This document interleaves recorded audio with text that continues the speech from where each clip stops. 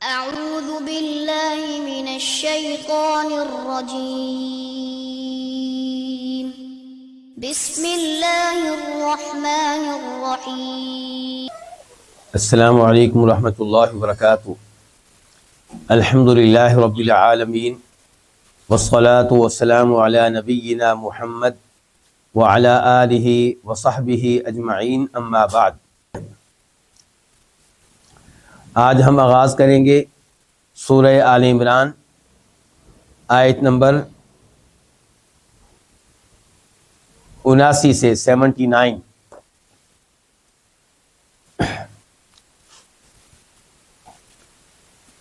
اس آیت سے پہلے ہم نے یہ پڑھا کہ اللہ رب العزت نے آیت نمبر 78 میں 78 میں بیان کیا کہ اہل کتاب میں سے کئی لوگ ایسے ہیں جو اللہ کی کتاب کی تلاوت کرتے ہوئے اپنی زبانوں کو مروڑتے ہیں تاکہ ان کے اضافی جملے اور اضافی الفاظ لوگوں کو یوں لگے کہ یہ بھی اللہ کے کلام کا حصہ ہے، حالانکہ وہ اضافی کلام ان کی طرف سے ہوتا ہے، اللہ رب العزت کی طرف سے نہیں ہوتا۔ اس کے بعد اللہ رب العزت یہ بیان کر رہے ہیں کہ جس شخص کو اللہ تعالیٰ نبی بنا دیں اور اس کے اوپر کتاب نازل کر دیں تو یہ ممکن نہیں ہے کہ وہ لوگوں سے مطالبہ کرے کہ تم لوگ میری عبادت کرو، بلکہ وہ تو توحید کی دعوت دے گا، اور نہ ہی یہ ممکن ہے کہ وہ لوگوں سے کہے کہ تم فرشتوں کو رب مانو، نبیوں کو رب مانو، ایسا ممکن نہیں ہے۔ تو جو عیسیٰ علیہ السلام کی طرف شرکیہ الفاظ منسوب کرتے ہیں وہ غلط طور پہ کرتے ہیں، یعنی کہ عیسائیوں نے اگر انجیل میں ایسے جملے داخل کر دیے ہیں جن کی نسبت عیسیٰ علیہ السلام کی طرف کی گئی ہے اور جن کا معنی مفہوم یہ ظاہر ہوتا ہے کہ عیسیٰ علیہ السلام لوگوں سے یہ تقاضا کرتے رہے کہ تم لوگ میری عبادت کرو، تو ایسے جملے جو ہیں ان سے عیسیٰ علیہ السلام لا تعلق ہیں، بری ہیں، ممکن نہیں ہے کہ اللہ کا کوئی بھی نبی اپنی عبادت کی طرف لوگوں کو بلائے۔ چنانچہ اللہ تعالیٰ فرماتے ہیں ما کان لبشر، نہیں ہے کسی بشر کے لیے ان یؤتیہ اللہ الکتاب، کہ اللہ تعالیٰ اس کو کتاب دے، والحکم، اور حکم دے۔ حکم سے کیا مراد ہے؟ حکم سے مراد ایک معنی یہ ہو سکتا ہے کہ فیصلہ کرنے کی قوت، فیصلہ کرنے کی صلاحیت، یعنی کہ اللہ کی کتاب کے مطابق فیصلہ کرنے کی صلاحیت۔ اور دوسرا معنی اس کا یہ بھی بیان کیا گیا ہے کہ دین کا علم، دین کا فہم۔ تو اللہ تعالیٰ فرما رہے ہیں کسی بشر کے لیے نہیں ہے یہ ان یؤتیہ اللہ الکتاب، یہ کانا کا اسم ہے، اور لی بشر یہ کانا کی خبر ہے، تو اس سے پہلے کوئی نہ کوئی لفظ پوشیدہ ہوگا، مقدر ہوگا۔ وہ کیا ہوگا؟ مثال کے طور پہ ما کان حقا لبشر، ما کان حقا لبشر، کسی بشر کے لائق نہیں ہے، کسی بشر کا حق نہیں ہے کہ اللہ تعالیٰ اس کو کتاب دیں اور حکم دیں اور نبوت دیں، ثم یقولا، پھر وہ کہے للناس، لوگوں سے، کہ کونو، تم ہو جاؤ، عباد لی، میرے بندے، میری عبادت کرنے والے، من دون اللہ، اللہ تعالیٰ کے علاوہ۔ یہ ممکن نہیں ہے۔ کوئی بھی نبی لوگوں سے یہ مطالبہ نہیں کرے گا کہ میرے بندے بن جاؤ۔ تو اس سے پتہ چلا کہ کسی کا یہ نام رکھ لینا عبد النبی یہ غلط ہے، یہ نام رکھ لینا عبد المسیح کہ میں مسیح کا بندہ ہوں یہ غلط ہے، یہ نام رکھ لینا عبد النبی میں نبی کا بندہ ہوں یہ غلط ہے، کیونکہ اللہ تعالیٰ فرما رہے ہیں کہ کسی نبی کا یہ حق نہیں بنتا جس نبی کو اللہ نے کتاب دے رکھی ہے، جس نبی کو اللہ نے علم دے رکھا ہے، جس نبی کو اللہ نے فیصلہ کرنے کی صلاحیت اور قوت دے رکھی ہے، وہ لوگوں سے یہ تقاضا کرے کہ تم میرے بندے بن جاؤ، جبکہ اللہ نے اس کو پر انعام کیا کیا کہ اسے نبی بنایا، اللہ نے انعام کیا اس کو کتاب دی، اللہ نے انعام کیا اسے لوگوں میں فیصلہ کرنے کی قوت دی۔ یہ آدمی جس کے اوپر اللہ کے اتنے انعامات ہوں وہ لوگوں سے یہ کہے گا کہ میرے بندے بن جاؤ، یہ ممکن نہیں ہے۔ ولیکن، لیکن وہ تو یوں کہے گا، ولیکن لیکن وہ تو یوں کہے گا، کیا کہے گا؟ کونو، کہ تم ہو جاؤ ربانیین، رب والے۔ ربانیین یہ جمع ہے کس کی؟ ربانی کی۔ کس کی جمع ہے؟ ربانی کی۔ اچھا، ربانی لفظ کہاں سے آیا؟ یہ اصل میں نسبت ہے رب کی طرف، یعنی کہ رب والا، لیکن نسبت یوں ہونی چاہیے تھی ربی۔ جیسے کوئی مکہ کا رہنے والا ہو تو ہم نے کہنا ہو مکہ والا، تو کیا کہیں گے؟ مکی، یہ کہا جائے گا۔ تو اسی طرح نسبت ہونی چاہیے تھی ربی، لیکن یہاں پہ کیا کیا گیا؟ دو حروف کا اضافہ کر دیا گیا۔ کون کون سے؟ الف اور نون۔ ربی کی بجائے کیا ہے؟ ربانی، ربانی، رب والا۔ تو الف نون کا اضافہ کرنے سے مبالغہ پیدا ہو گیا کہ جو بہت زیادہ رب والا بن جائے۔ تو اب مانا کیا بنا ربانیین کا؟ رب والے۔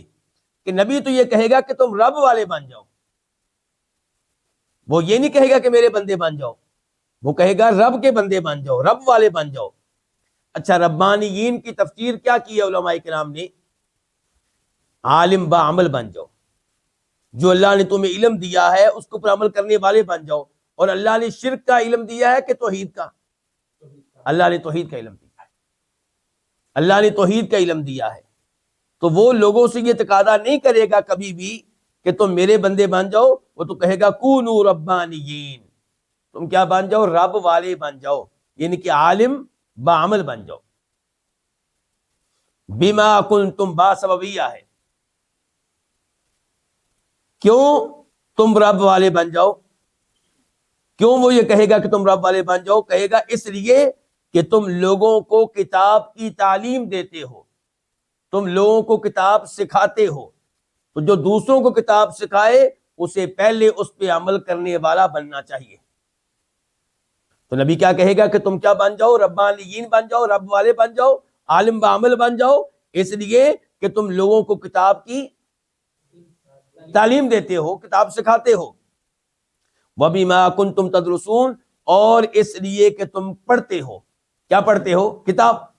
تم کتاب پڑھتے ہو، تم کتاب پڑھاتے ہو، تو اس لیے تمہیں پہلے خود نمونہ بننا چاہیے، خود اسوہ بننا چاہیے، عالم بعمل بنو، کتاب کی تعلیمات کے اوپر عمل کرنے والے بنو۔ نبی کا مطالبہ تو یہ ہوگا، یہ نبی مطالبہ نہیں کر سکتا لوگوں سے کہ تم میرے بندے بن جاؤ۔ تو یہ تردید ہوگی کن کی؟ عیسائیوں کی، جو چند شرکیہ عبارتیں منسوب کیا کرتے تھے کس کی طرف؟ عیسیٰ علیہ السلام کی طرف۔ آیت نمبر 80 وَلَا يَأْمُرَكُمْ، اور نہ ہی وہ تمہیں حکم دے گا۔ کون؟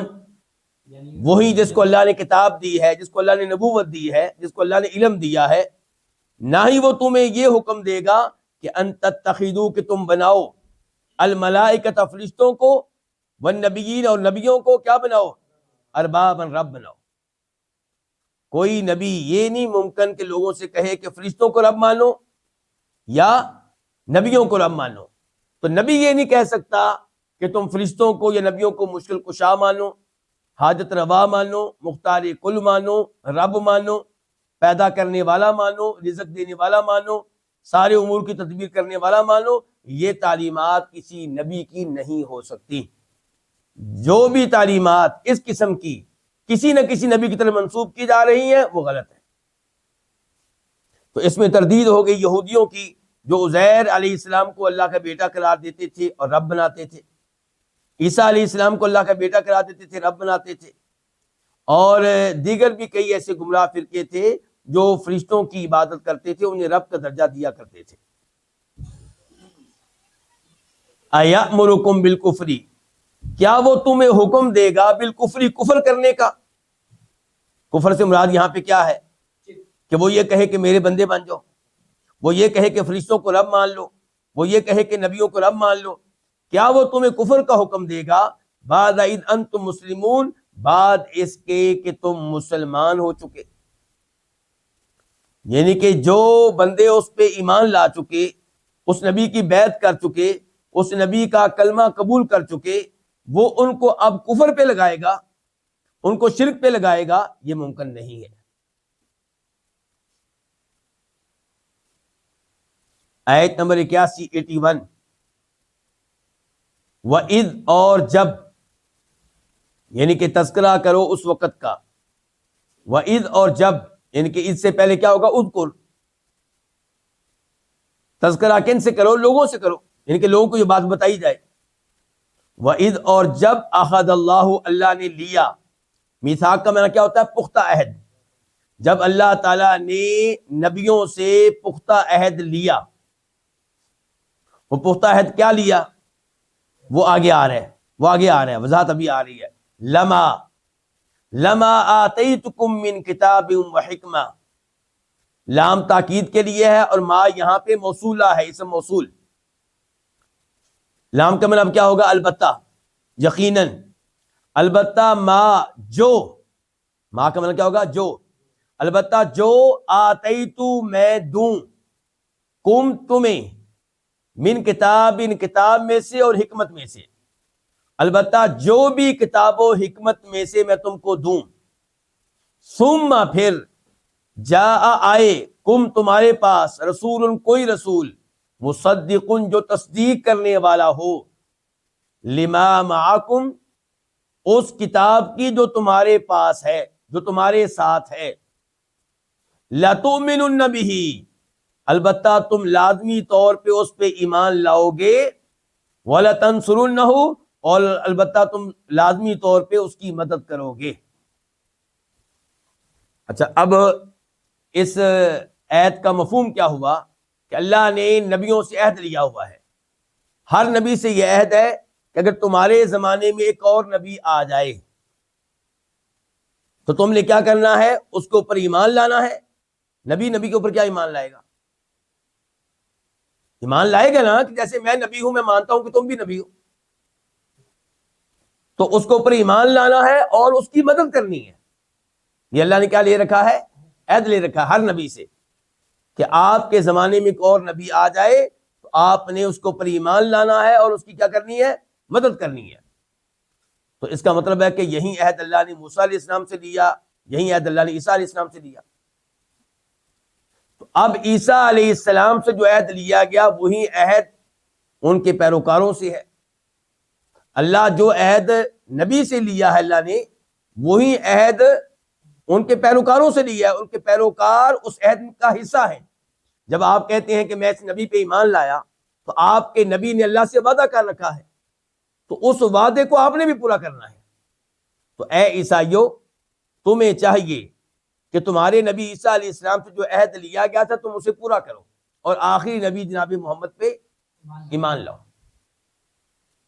تو یہ تقاضا اب یہودیوں سے بھی ہے، عیسائیوں سے بھی ہے، سب سے ہے۔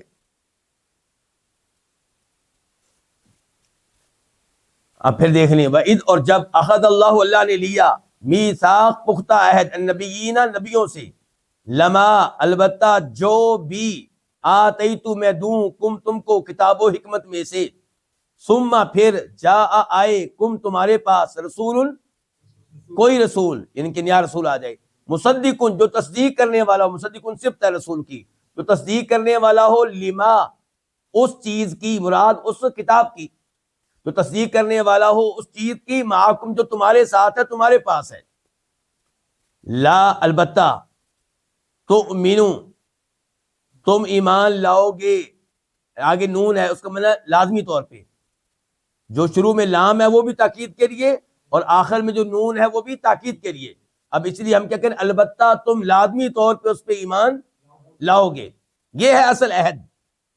پہلی تو معلومات تھی نا کہ بھی تمہاری نبوت کے زمانے میں ایک اور نبی آ جائے تو عہد کیا ہے؟ کہ لتؤمنن بہ، کہ البتہ تم لازمی طور پہ اس پہ کیا کرو گے؟ ایمان لاؤ گے، اور البتہ تم لازمی طور پہ اس کی مدد کرو گے، یعنی کہ اللہ کا دین پہنچانے کے معاملے میں اس کی مدد کرو گے، اور جو لوگ اس کی مخالفت کریں گے تم نے ان مخالفین سے کیا کرنا ہے؟ لڑنا ہے، اس نبی کے صف میں کھڑے ہو کے اس کے ہاتھ میں ہاتھ دے کر۔ تو اب یہ ہمیں بتانے کا کیا مقصد؟ یہ آیات اللہ کے رسول پہ کیوں نازل ہوئی؟ یہودیوں عیسائیوں کو پیغام دیا جا رہا ہے کہ جن کو تم نے نبی مان رکھا ہے، موسیٰ علیہ السلام، عیسیٰ علیہ السلام، وہ اللہ تعالیٰ سے یہ عہد کر کے گئے تھے کہ ہمارے زمانے میں کوئی نبی آ گیا تو ہم اس کی مدد کریں گے، اس پہ ایمان لائیں گے۔ اب عیسیٰ علیہ السلام کا زمانہ نبوت جاری ہے، وہ خود موجود نہیں ہے تو ان کے پیروکار موجود ہیں، تو ان کے زمانے میں ایک نیا نبی آ گیا، اور ویسے بھی عیسیٰ علیہ السلام خوشخبری دے کر گئے تھے۔ وَإِذْ قَالَ عیسیٰ ابن مریم یا بنی اسرائیل انی رسول اللہ علیکم مصدقا لما بین یدی من التوراۃ ومبشرا برسول یأتی من بعد اسمہ احمد۔ سورہ صف کہ عیسیٰ علیہ السلام نے کہا تھا عیسائیوں سے اپنے زمانے میں کہ میں تمہیں خوشخبری دے رہا ہوں کہ میرے بعد ایک رسول آنے والا ہے جس کا نام احمد ہوگا۔ قال، اس نے کہا، کس نے؟ اللہ تعالیٰ نے۔ کس نے کہا؟ یہ اللہ تعالیٰ نے کہا، اقررتم، کیا تم نے اقرار کر لیا؟ اللہ تعالیٰ عہد لیتے ہوئے کہہ رہے ہیں کن سے؟ نبیوں سے۔ کیا تم نے اقرار کر لیا؟ مطلب اس کا جو یہ بات ہے، وَأَخَذْتُمْ، اور تم نے لے لیا، قبول کر لیا، عَلَى ذَلِكُمْ، اس پہ، اسری، میرا پختہ عہد، یا کہ میرا اسر پختہ عہد، باری عہد، اسر باری عہد۔ اللہ تعالیٰ نے کہا اقررتم، کیا تم نے اقرار کر لیا، ان کے مان لیا، واخذتم، اور تم نے لے لیا، قبول کر لیا، علی ذالکم، اس بات پہ، اسری، میرا بھاری عہد، کس بات پہ؟ علی ذالکم، وہ کیا ہے کہ تم نے ایمان لانا اور اس کی مدد کرنی ہے۔ جی جی۔ قالوا، تو انہوں نے کہا، کنہوں نے؟ رسولوں نے کہا، نبیوں نے کہا، اقررنا، ہم نے اقرار کر لیا، ہم نے مان لیا، تسلیم کر لیا۔ قال، تو اللہ تعالی نے کہا، فاشہدوا، پس تم گواہ رہو، اس اقرار پہ تم گواہ رہو، وانا، وہ حالیہ ہے جبکہ، انا، میں، معکم، تمہارے ساتھ، من الشاہدین، شہادت دینے والوں میں سے ہوں، میں بھی گواہی دیتا ہوں کہ تم نے یہ اقرار کر لیا ہے، اور تم خود بھی اس پہ گواہ رہنا۔ تو یہ اللہ کے مابین اور اللہ کے نبیوں کے مابین معاہدہ ہوا ہے، اور اس معاہدے کا حصہ ہیں انبیاء کرام پہ ایمان لانے والے۔ اب ہوا کیا اس کے بعد؟ آیت نمبر 82، فمن، پس جو، تولا، پھر جائے، اعراض کرے، بعد ذالک، اس کے بعد، کس کے بعد؟ اس پختہ عہد کے بعد، اللہ آپ کو جزائے خیر دے، پس جو اعراض کرے اس پختہ عہد کے بعد، فاولئک هم الفاسقون، تو یہی ہے فاسق، اولئک، یہی، ہم بھی یہی، ڈبل ہو گیا، تو یہی ہے الفاسقون، فسق کرنے والے، اللہ کی اطاعت سے باہر نکلنے والے۔ اچھا، ایک تو یہ کہ اس فسق سے مراد یہاں پہ کون سا فسق ہے؟ فسق اکبر، مراد کیا؟ کفر۔ ایک فسق اصغر ہوتا ہے نا، ایک بندہ مسلمان ہے لیکن ساتھ ساتھ گنہگار ہے تو فاسق کہیں گے ہم اسے۔ سود لیتا ہے تو فاسق ہے، اور جوا کھیلتا ہے تو کیا ہے؟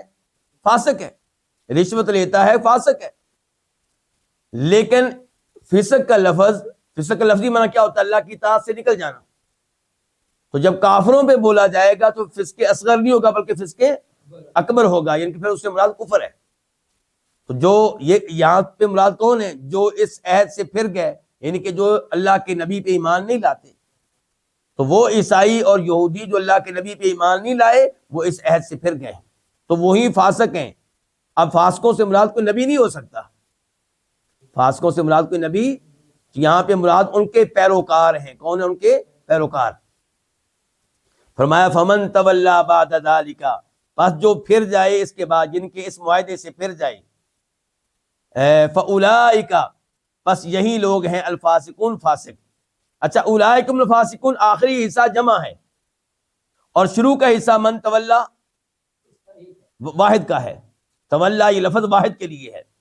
تو میں پہلے بتا چکا ہوں کہ لفظ من جو ہوتا ہے یہ لفظ کے لحاظ سے ہم دیکھیں تو واحد ہے، معنی کے لحاظ سے جمع ہے. تو ہم اس کا ترجمہ یوں بھی کر سکتے ہیں کہ فمن تولا بعد ذالک، پس جو پھر جائیں بعد ذالک، اس کے بعد، تو یہی لوگ کیا ہے؟ فاسق ہیں. آیت نمبر 83 افغیر دین اللہ. کا معنی کیا ہے؟ کیا یعنی استفہام کے لیے ہے، اور یہ استفہام سوال کرنے کے لیے نہیں ہے، معلومات لینے کے لیے نہیں ہے، یہ ڈانٹنے کے لیے ہے، انکار کرنے کے لیے ہے. اور فا کا معنی کیا ہوتا ہے؟ تو پس. تو کیا غیر دین اللہ، اللہ کے دین کے علاوہ کوئی اور، یبغون وہ ڈھونڈتے ہیں، تلاش کرتے ہیں، طلب کرتے ہیں، کیا ان کو اللہ کے دین کے علاوہ کوئی اور دین چاہیے؟ کیا ان کو اللہ کا دین چھوڑ کے کوئی اور دین چاہیے؟ افغیر دین اللہ، پس کیا اللہ کے دین کے علاوہ، یبغون وہ طلب کرتے ہیں، وہ تلاش کرتے ہیں. کون؟ یہ اللہ کے عہد سے اعراض کرنے والے. وَلَهُ جبکہ، لہو اسی کے لیے، کس کے لیے؟ اللہ تعالیٰ کے لیے. اسلم اسی کے سامنے جھک چکے، اسی کی فرما برداری کر چکے، اسی کی اطاعت کر چکے. اسلم کا معنی کیا؟ فرما برداری کرنا، اطاعت کرنا، جھک جانا. اسی کے لیے، اسی کی فرما برداری کر چکے. کون؟ من فی السماوات، جو بھی آسمانوں میں ہے، والارض اور زمین میں ہے، طوعا خوشی سے، وکرہن اور ناخوشی سے، والیہ اور الیہ اسی کی طرف، کس کی طرف؟ یرجعون وہ لٹائے جائیں گے. یہ کیا بھئی؟ آپ لگتا ہے میرے ساتھ نہیں ہے. اللہ تعالیٰ تو کہہ رہے ہیں کہ آسمان و زمین میں جو بھی ہیں وہ اللہ کی اطاعت اختیار کر چکے، اللہ کے سامنے جھک چکے. تو پھر کافر کہاں سے آ گئے؟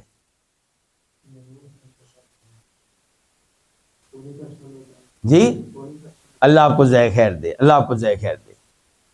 اللہ تعالیٰ کہتے ہیں کہ دین کے معاملے میں نے تمہیں اختیار دیا. مومن بننا ہے مومن بن جاؤ، کافر بننا ہے کافر بن جاؤ. اختیار دیا، لیکن میں نے بتا دیا کہ میری رضا، میری محبت ایمان میں ہے، اسلام میں ہے، دوسرے دینوں کے ساتھ میری محبت نہیں ہے. تو جو میری محبت کے مطابق دین اسلام اختیار کرے گا، میں اس پہ راضی ہوں، اس کو جنت میں داخل کروں گا، اور دوسرے جہنم میں جائیں گے. تو اللہ تعالی نے کہا کہ تمہاری یہ جرت کہ تم اللہ کے دین کو چھوڑ کے کوئی اور دین تلاش کرتے ہو. اللہ کا دین اب کون ہے؟ ان دین عند اللہ الاسلام. جس دین کو جناب محمد لے کر آئے ہیں، یہ اللہ کا دین ہے علیہ الصلوۃ والسلام. تو کیا تم اس کو چھوڑ کے کوئی اور دین تلاش کر رہے ہو؟ تمہاری یہ جرت، جبکہ اللہ وہ عظیم ہے جس کا یہ دین ہے، وہ اللہ وہ عظیم ہے کہ کسی کی جرت نہیں ہے کہ اس کے سامنے پر مار سکے. لیکن فرعون نے تو کہا تھا میں تمہارا رب ہوں.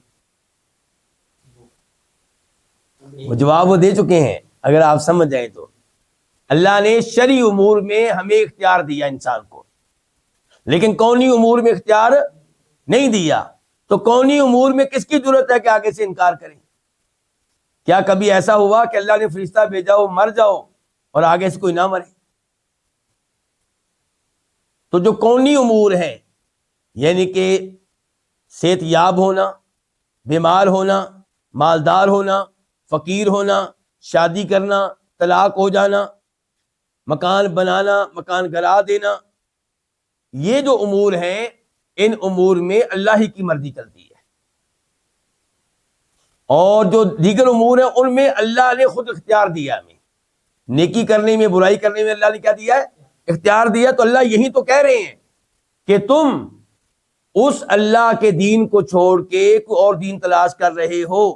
جس اللہ تعالیٰ کا حکم کونی امور میں سب پہ چلتا ہے، آسمانوں کے سارے فرشتے اللہ کی اطاعت کرنے والے ہیں، اور وہ تو ہر معاملے میں کرنے والے ہیں. اور زمین میں رہنے والے انسان بھی اللہ کے سامنے جھکے ہوئے ہیں، اللہ کے سامنے پر نہیں مار سکتے۔ کن امور میں؟ کونی امور میں۔ کبھی ایسا ہوا ہو کہ اللہ نے کسی کو کہا بیمار ہو جاؤ، آگے سے بیمار نہ ہو، ممکن ہی نہیں ہے۔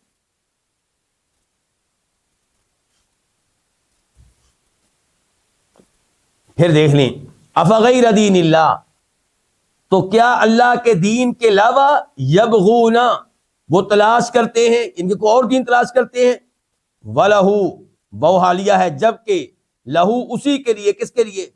اللہ کے لیے، اسلم، جھک چکے ہیں، من فی السماوات، جو بھی آسمانوں میں ہے، والارض، اور زمین میں ہے، طوعا، خوشی سے، وکرہن، اور ناخوشی سے، وَإِلَيْهِ يُرْجَعُونَ، اور اسی کی طرف لٹائے جائیں گے۔ تو ہاں، لیکن اللہ کے پاس جانا ہے تو اللہ پھر پوچھے گا دین کے بارے میں، کس دین پہ چلے تھے، تو اللہ کی طرف سے وارننگ ہے۔ اس کے بعد آیت نمبر 84، 84، اور اس سے ملتی جلتی آیت ہم پہلے سورہ بقرہ میں پڑھ چکے ہیں۔ قل، کہہ دیجئے، اللہ تعالیٰ ہمارے نبی سے کہہ رہے ہیں کہ آپ کہہ دیجئے، یعنی کہ لوگوں سے کہہ دیجئے، آمنا باللہ، ہم ایمان لائے اللہ پہ، آمنا، ہم ایمان لائے اللہ تعالیٰ پہ۔ کیا مطلب اللہ تعالیٰ پہ ایمان لائے؟ کہ اللہ موجود ہے۔ نمبر 2، اللہ پہ ایمان لائے، ان کے اللہ کے نام بھی مانتے ہیں، اللہ کی صفات بھی مانتے ہیں، اللہ پہ ایمان لائے۔ نمبر 3، کیا مطلب ہے؟ ان کے اللہ کو ہم معبود مانتے ہیں کہ وہ اکیلا عبادت کے لائق ہے، اس کے علاوہ کوئی عبادت کے لائق نہیں ہے۔ نمبر 4، ہم اللہ کو رب مانتے ہیں، وہ اکیلا رب ہے، اس کے علاوہ کوئی رب نہیں ہے۔ تو یہ 4 لحاظ سے اللہ پہ ایمان لانا ہے۔ تو کہہ دیجیے ہم اللہ پہ ایمان لائے، وما، اور اس چیز پہ ایمان لائے جو ہمارے اوپر نازل کی گئی۔ تو اللہ کے رسول پہ کیا نازل کیا گیا ہے؟ 2 چیزیں، وَأَنزَلَ اللَّهُ عَلَيْكَ الْكِتَابَ وَالْحِكْمَةَ، قرآن بھی اور حدیث بھی۔ وَمَا أُنزِلَ، اور اس چیز پہ بھی ایمان لائے، ما انزلہ، جو اتاری گئی، علی ابراہیم، ابراہیم پہ۔ اللہ تعالیٰ نے کیا کہا ہے؟ صحف ابراہیم و موسیٰ و اسماعیل، اور جو اتاری گئی اسماعیل پہ، و اسحاق، اور اسحاق کے پہ، و یعقوب، اور یعقوب پہ، والاسباط، سبت ان کی جمع ہے، اور ان کی اولاد پہ۔ کن کی؟ یعقوب علیہ السلام کی، یعقوب علیہ السلام کی، یعنی کہ ان کی اولاد میں سے نبیوں کے اوپر جو اتاری گئی۔ وما اوتی موسیٰ و عیسیٰ، وما، اس وما کا عطف ہے پہلے وما پہ، یعنی کہ ہم ایمان لائے اللہ پہ اور جو اتارا گیا، وما اوتیا، اور جو چیز دی گئی موسیٰ اور عیسیٰ کو علیہم الصلوۃ والسلام، ان کو کیا دیا گیا؟ تورات و انجیل۔ والنبیون، اور جو دیے گئے دیگر نبی، کہاں سے دیے گئے؟ من ربہم، اپنے رب کی طرف سے۔ تو ہم ان سب چیزوں پہ ایمان لائے ہیں۔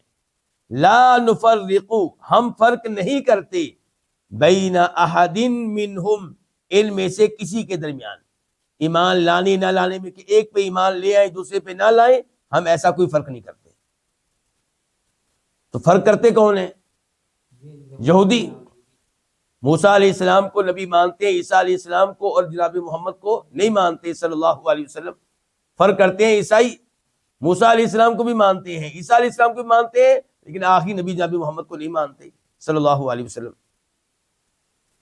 وَنَحْنُ، اور ہم، لَهُ، اسی کے لیے، مسلمون، جھکے ہوئے ہیں، ہم اسی کی فرما برداری کرنے والے ہیں، ہم اسی کی اطاعت کرنے والے ہیں۔ تو یہاں پہ کون سی اطاعت مراد ہے؟ کونی کے شرعی؟ شرعی، یہاں پہ شرعی مراد ہے۔ کونی تو ہے ہی ہے، کونی میں تو ہر کوئی اللہ تعالیٰ کے سامنے جھکا ہوا ہے کونی لحاظ سے، لیکن شرعی لحاظ سے یہاں مراد ہے کہ ہم اسی اللہ تعالیٰ کے لیے جھکے ہوئے ہیں، اس کے فرما بردار ہیں، اس کی اطاعت کرنے والے ہیں۔ آیت نمبر 85، وَمَن یبتغی، ومن، اور جو، یبتغی، طلب کرے، ڈھونڈے، تلاش کرے، کوئی معنی کر لیں۔ وَمَن یبتغی، اور جو ڈھونڈے، تلاش کرے، غیر الاسلامی، اسلام کے علاوہ، دینن، کوئی دین، فَلَن يُقْبَلَ مِنْهُ، بس ہرگز نہیں وہ قبول کیا جائے گا، وہ کیا؟ وہ دین، منہ، اس کی طرف سے۔ کس کی طرف سے؟ جو ڈھونڈ رہا تھا، تلاش کر رہا تھا۔ تو دین اسلام کے علاوہ آپ کسی اور دین پہ چلتے بھی ہیں تو اللہ تعالیٰ کے ہاں ساری آپ کی محنت ضائع جائے گی۔ اس دین کے لیے آپ وقت بھی نکالیں گے، مال بھی خرچ کریں گے، اولاد کو بھی استعمال کریں گے، ملے گا آخر میں کچھ نہیں، الٹا نقصان ہوگا۔ وَهُوَ، اور وہ کون؟ وہ لوگ جو ڈھونڈیں گے دین اسلام کے علاوہ کسی اور دین پہ چلنے والا، وَهُوَ، اور وہ فی الآخرۃ، آخرت میں، من الخاسرین، خسارہ اٹھانے والوں میں سے ہوگا، نقصان اٹھانے والوں میں سے ہوگا۔ کیوں؟ کیونکہ آگے جہنم ہے۔ جو مسلمان نہیں اس کا ٹھکانہ کیا ہے؟ جہنم ہے۔ خسارہ ہے کہ نہ اعمال کام آئے، نہ جو مال خرچ کیا تھا وہ کام آیا۔ یہ سارے مال خرچ کرتے ہیں، کیا یہودی مال خرچ نہیں کر رہے؟ کر رہے ہیں، اپنے دین کے لیے، اپنے لوگوں کے لیے۔ عیسائی بھی خرچ کر رہے ہیں، اور دیگر ہندو خرچ کر رہے ہیں، سکھ خرچ کر رہے ہیں، کھانے کھلاتے ہیں، ویلفیئر کے کام کرتے ہیں، لیکن کوئی بھی عمل کام نہیں آئے گا، کیونکہ عمل تب قابل قبول ہے جب پہلے بیس موجود ہو، بنیاد موجود ہو، اور وہ کیا؟ ایمان۔ آیت نمبر 86 کیف، کیسے، یہد اللہ، اللہ تعالی ہدایت دے، قومن، ان لوگوں کو، کفروا، جنہوں نے کفر کیا، بعد ایمانہم، اپنے ایمان کے بعد، وشہدوا، اور جنہوں نے شہادت دی، ان رسول، اس بات کی کہ یہ رسول حق ہیں، سچے ہیں، وجاءہم البینات، اور ان کے پاس واضح دلائل بھی آ گئے، واللہ، اور اللہ تعالی، لا یہدی، نہیں ہدایت دیتا، القوم الظالمین، ظالم قوم کو۔ اللہ تعالیٰ ایسے ظالم لوگوں کو ہدایت نہیں دیتا۔ تو اس آیت میں تذکرہ کن کا ہو رہا ہے؟ اس معاملے میں ایک تو حدیث ہے نسائی شریف کی، راوی ہے عبداللہ ابن عباس رضی اللہ تعالی عنہما۔ وہ کہتے ہیں کہ ایک انصاری شخص مسلمان ہوا، پھر اس نے دین اسلام ترک کر دیا، مرتد ہو گیا، شرک کے اوپر آ گیا۔ بعد میں اسے ندامت محسوس ہوئی، افسوس ہونے لگا۔ اب اس نے اپنی قوم کو پیغام بھیجا کہ اللہ کے رسول سے بات کرو کہ کیا میرے لیے کوئی راستہ ہے، اگر میں دوبارہ مسلمان ہو جاؤں کوئی گنجائش ہے میرے لیے؟ تو ان لوگوں نے نبی علیہ الصلوۃ والسلام سے بات کی، تو اس موقع پہ یہ اور اس کے بعد کی تین آیتیں یہ نازل ہوئیں، تین نہیں بلکہ شاید 4، غفور الرحیم تک، آیت نمبر 89 تک، 99 تک۔ تو یہ آیتیں نازل ہوئیں جن میں بتایا گیا کہ اگر کوئی دوبارہ کلمہ پڑھ لے، توبہ کر لے، اپنی اصلاح کر لے تو اللہ بخشنے والا اور نہایت رحم کرنے والا ہے۔ اچھا، اس کے علاوہ حسن بصری کی تفسیر ہے، کس کی؟ حسن بصری کی۔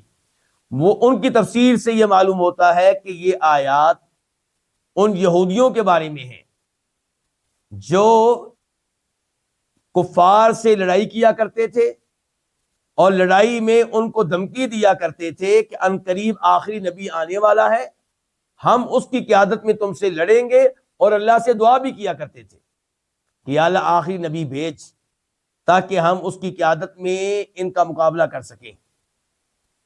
تو جب آخری نبی آ گیا انہوں نے اس کو پہچان بھی لیا، یہ ہے ایمان لانے سے مراد، ایمان لانا، ان کے پہچان لیا آخری نبی کو، اب اس کے بعد ایمان قبول نہیں کیا، مسلمان نہیں ہوئے۔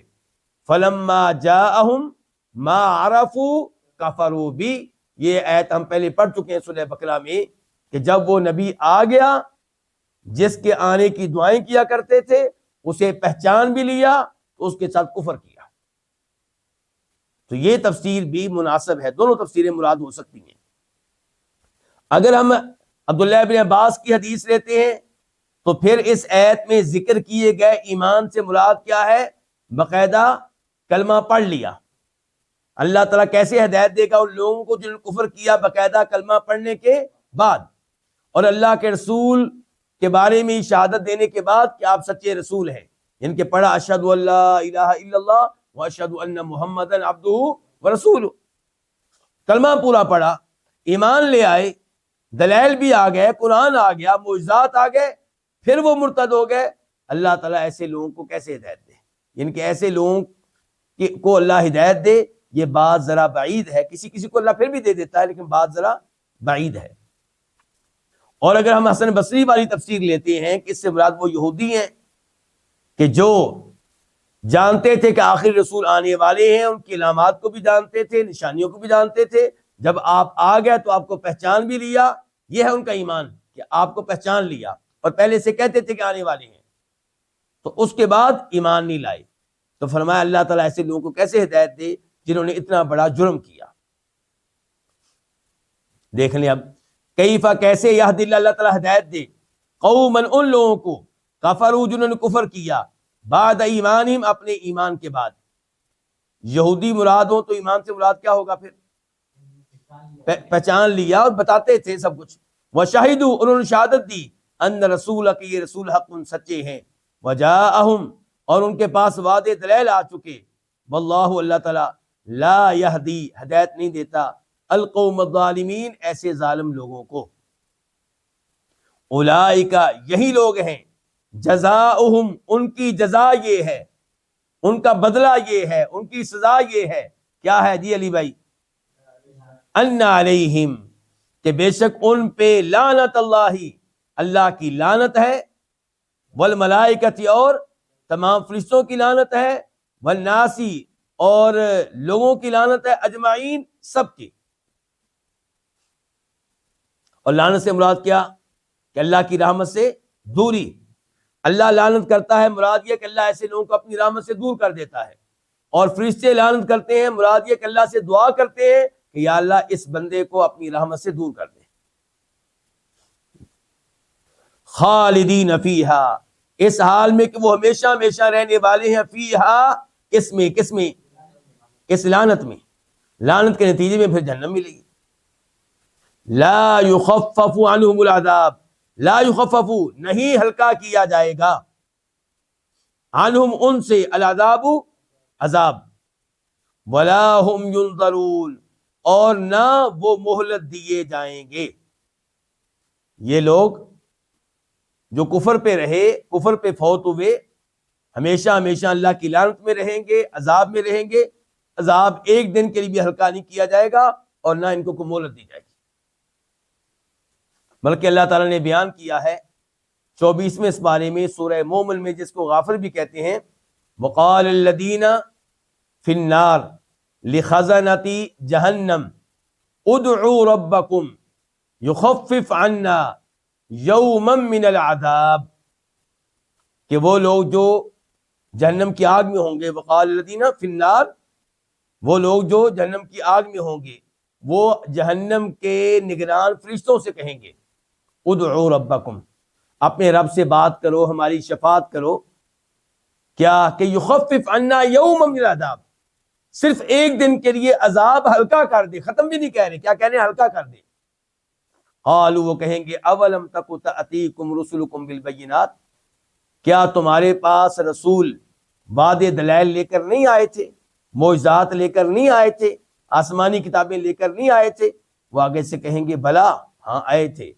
تو فرشتے کہیں گے پھر چیختے چلاتے رہو، ایسی سفارشوں کے لیے آوازیں نکالتے رہو، تمہاری آوازیں نکالنے کا کوئی فائدہ نہیں ہوگا.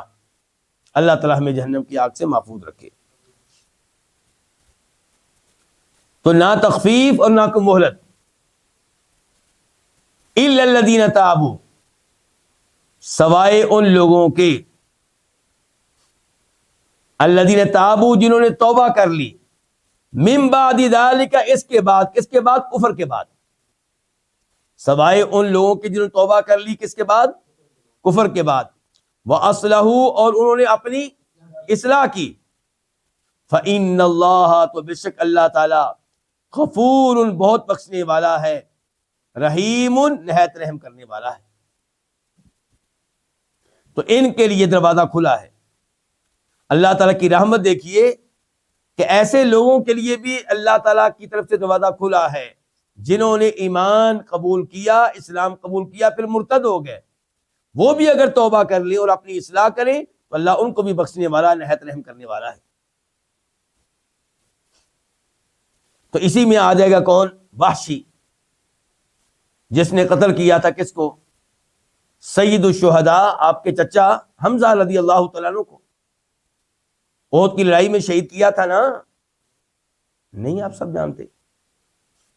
یار اتنی بڑی بات ہے، کیا کر رہے ہیں آپ لوگ؟ آپ کے چچا حمزہ کو جنگ احد میں کس نے شہید کیا تھا؟ وحشی نے۔ اور وہ پھر واپس چلا گیا کفار کے ساتھ۔ پھر جب مسلمانوں نے مکہ فتح کر لیا، پھر طائف کے لوگ بھی مسلمان ہونے لگے۔ اب وحشی پریشان، کیا میرا انجام کیا ہوگا، میں کدھر جاؤں؟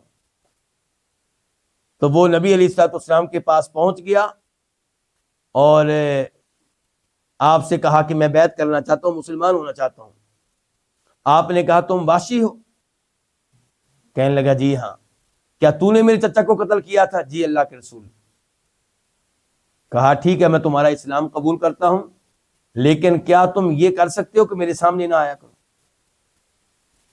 تو بہرحال وحشی آپ کے سامنے تو نہیں آئے، لیکن کیا اسلام قبول کیا گیا کہ نہیں کیا گیا؟ کیا گیا۔ اور وحشی نے پھر اس جرم کا ازالہ کرنے کی بھی کوشش کی۔ کس کو قتل کیا تھا اس نے بعد میں؟ مسیلمہ کذاب کو، اللہ آپ کو جزائے خیر دے۔ مسیلمہ کذاب، اس شخص کو جس نے نبوت کا جھوٹا دعویٰ کیا تھا۔ تو اللہ کی طرف سے توبہ کے دروازے کھلے ہیں، چاہے کسی نے نبی علیہ السلام کے چچا کو قتل کیا ہو۔ توبہ جو بھی کر لے، اللہ تعالیٰ تو اس کو بھی معاف کر دیتے ہیں جو اللہ تعالیٰ کے ساتھ شرک کرے، جبکہ شرک اس کائنات کا سب سے بڑا جرم ہے، سب سے بڑا گناہ ہے۔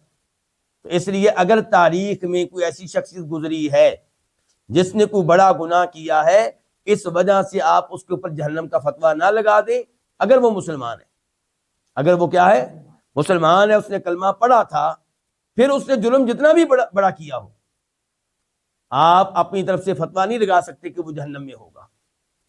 اللہ کی رحمت بڑی وسیع ہے، اللہ تعالیٰ بڑے بڑے مجرموں کو معاف کرنے والا ہے۔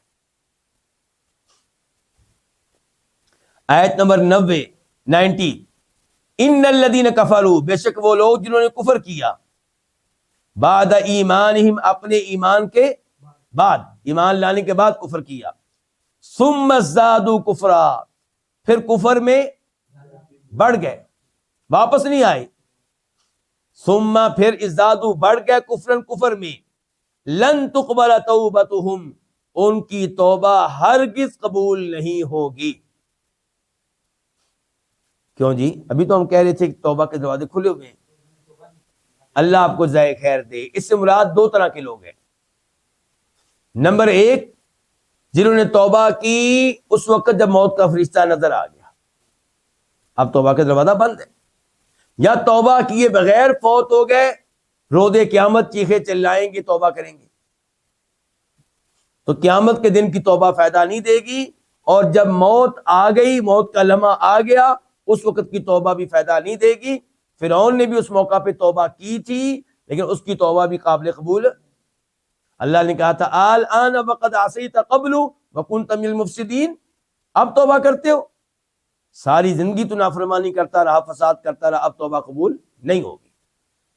اور اس آیت کو مزید سمجھنے کے لیے آپ دیکھ سکتے ہیں سورہ نساء آیت نمبر 18 وَلَيْسَتِ التَّوْبَةُ لِلَّذِينَ يَعْمَلُونَ السَّيِّئَاتِ حَتَّى إِذَا حَضَرَ أَحَدَهُمُ الْمَوْتُ قَالَ إِنِّي تُبْتُ الْآنَ وَلَا الَّذِينَ يَمُوتُونَ وَهُمْ كُفَّارٌ أُولَئِكَ أَعْتَدْنَا لَهُمْ عَذَابًا أَلِيمًا۔ اللہ نے اس سے پہلی آیت میں تذکرہ کیا کہ توبہ کے دروازے کھلے ہیں، پھر اللہ نے اس آیت میں کہا لیکن ان کی توبہ نہیں ہے جو جرم کرتے رہتے ہیں یہاں تک کہ جب موت کا وقت آ جاتا ہے تو کہتے ہیں اب میں نے توبہ کی۔ اور فرمایا نہ ہی ان کی توبہ ہے جو کفر پہ فوت ہوتے ہیں، ان کے لیے تو ہم نے دردناک عذاب تیار کر رکھا ہے۔ تو یہ مراد ہے اس جملے سے کہ ان کی توبہ ہرگز قبول نہیں ہوگی یعنی کہ جب یہ توبہ کریں گے اس موقع پہ جب توبہ کا دروازہ بند ہو چکا. وَأُولَئِكَ هُمُ الضَّالُونَ، اور یہی ہیں اولئک، یہی ہم کا معنی بھی کیا وہ، تو اب اکٹھا دونوں کا معنی کیا ہو گیا، یہی ہے الضالون، گمراہ، یہی ہے گمراہی میں کامل. کیونکہ الضالون کے اوپر بھی الف لام آ گیا، تو یہی ہے گمراہ، یعنی کہ صحیح معنوں میں گمراہ یہی لوگ ہیں. آیت نمبر 91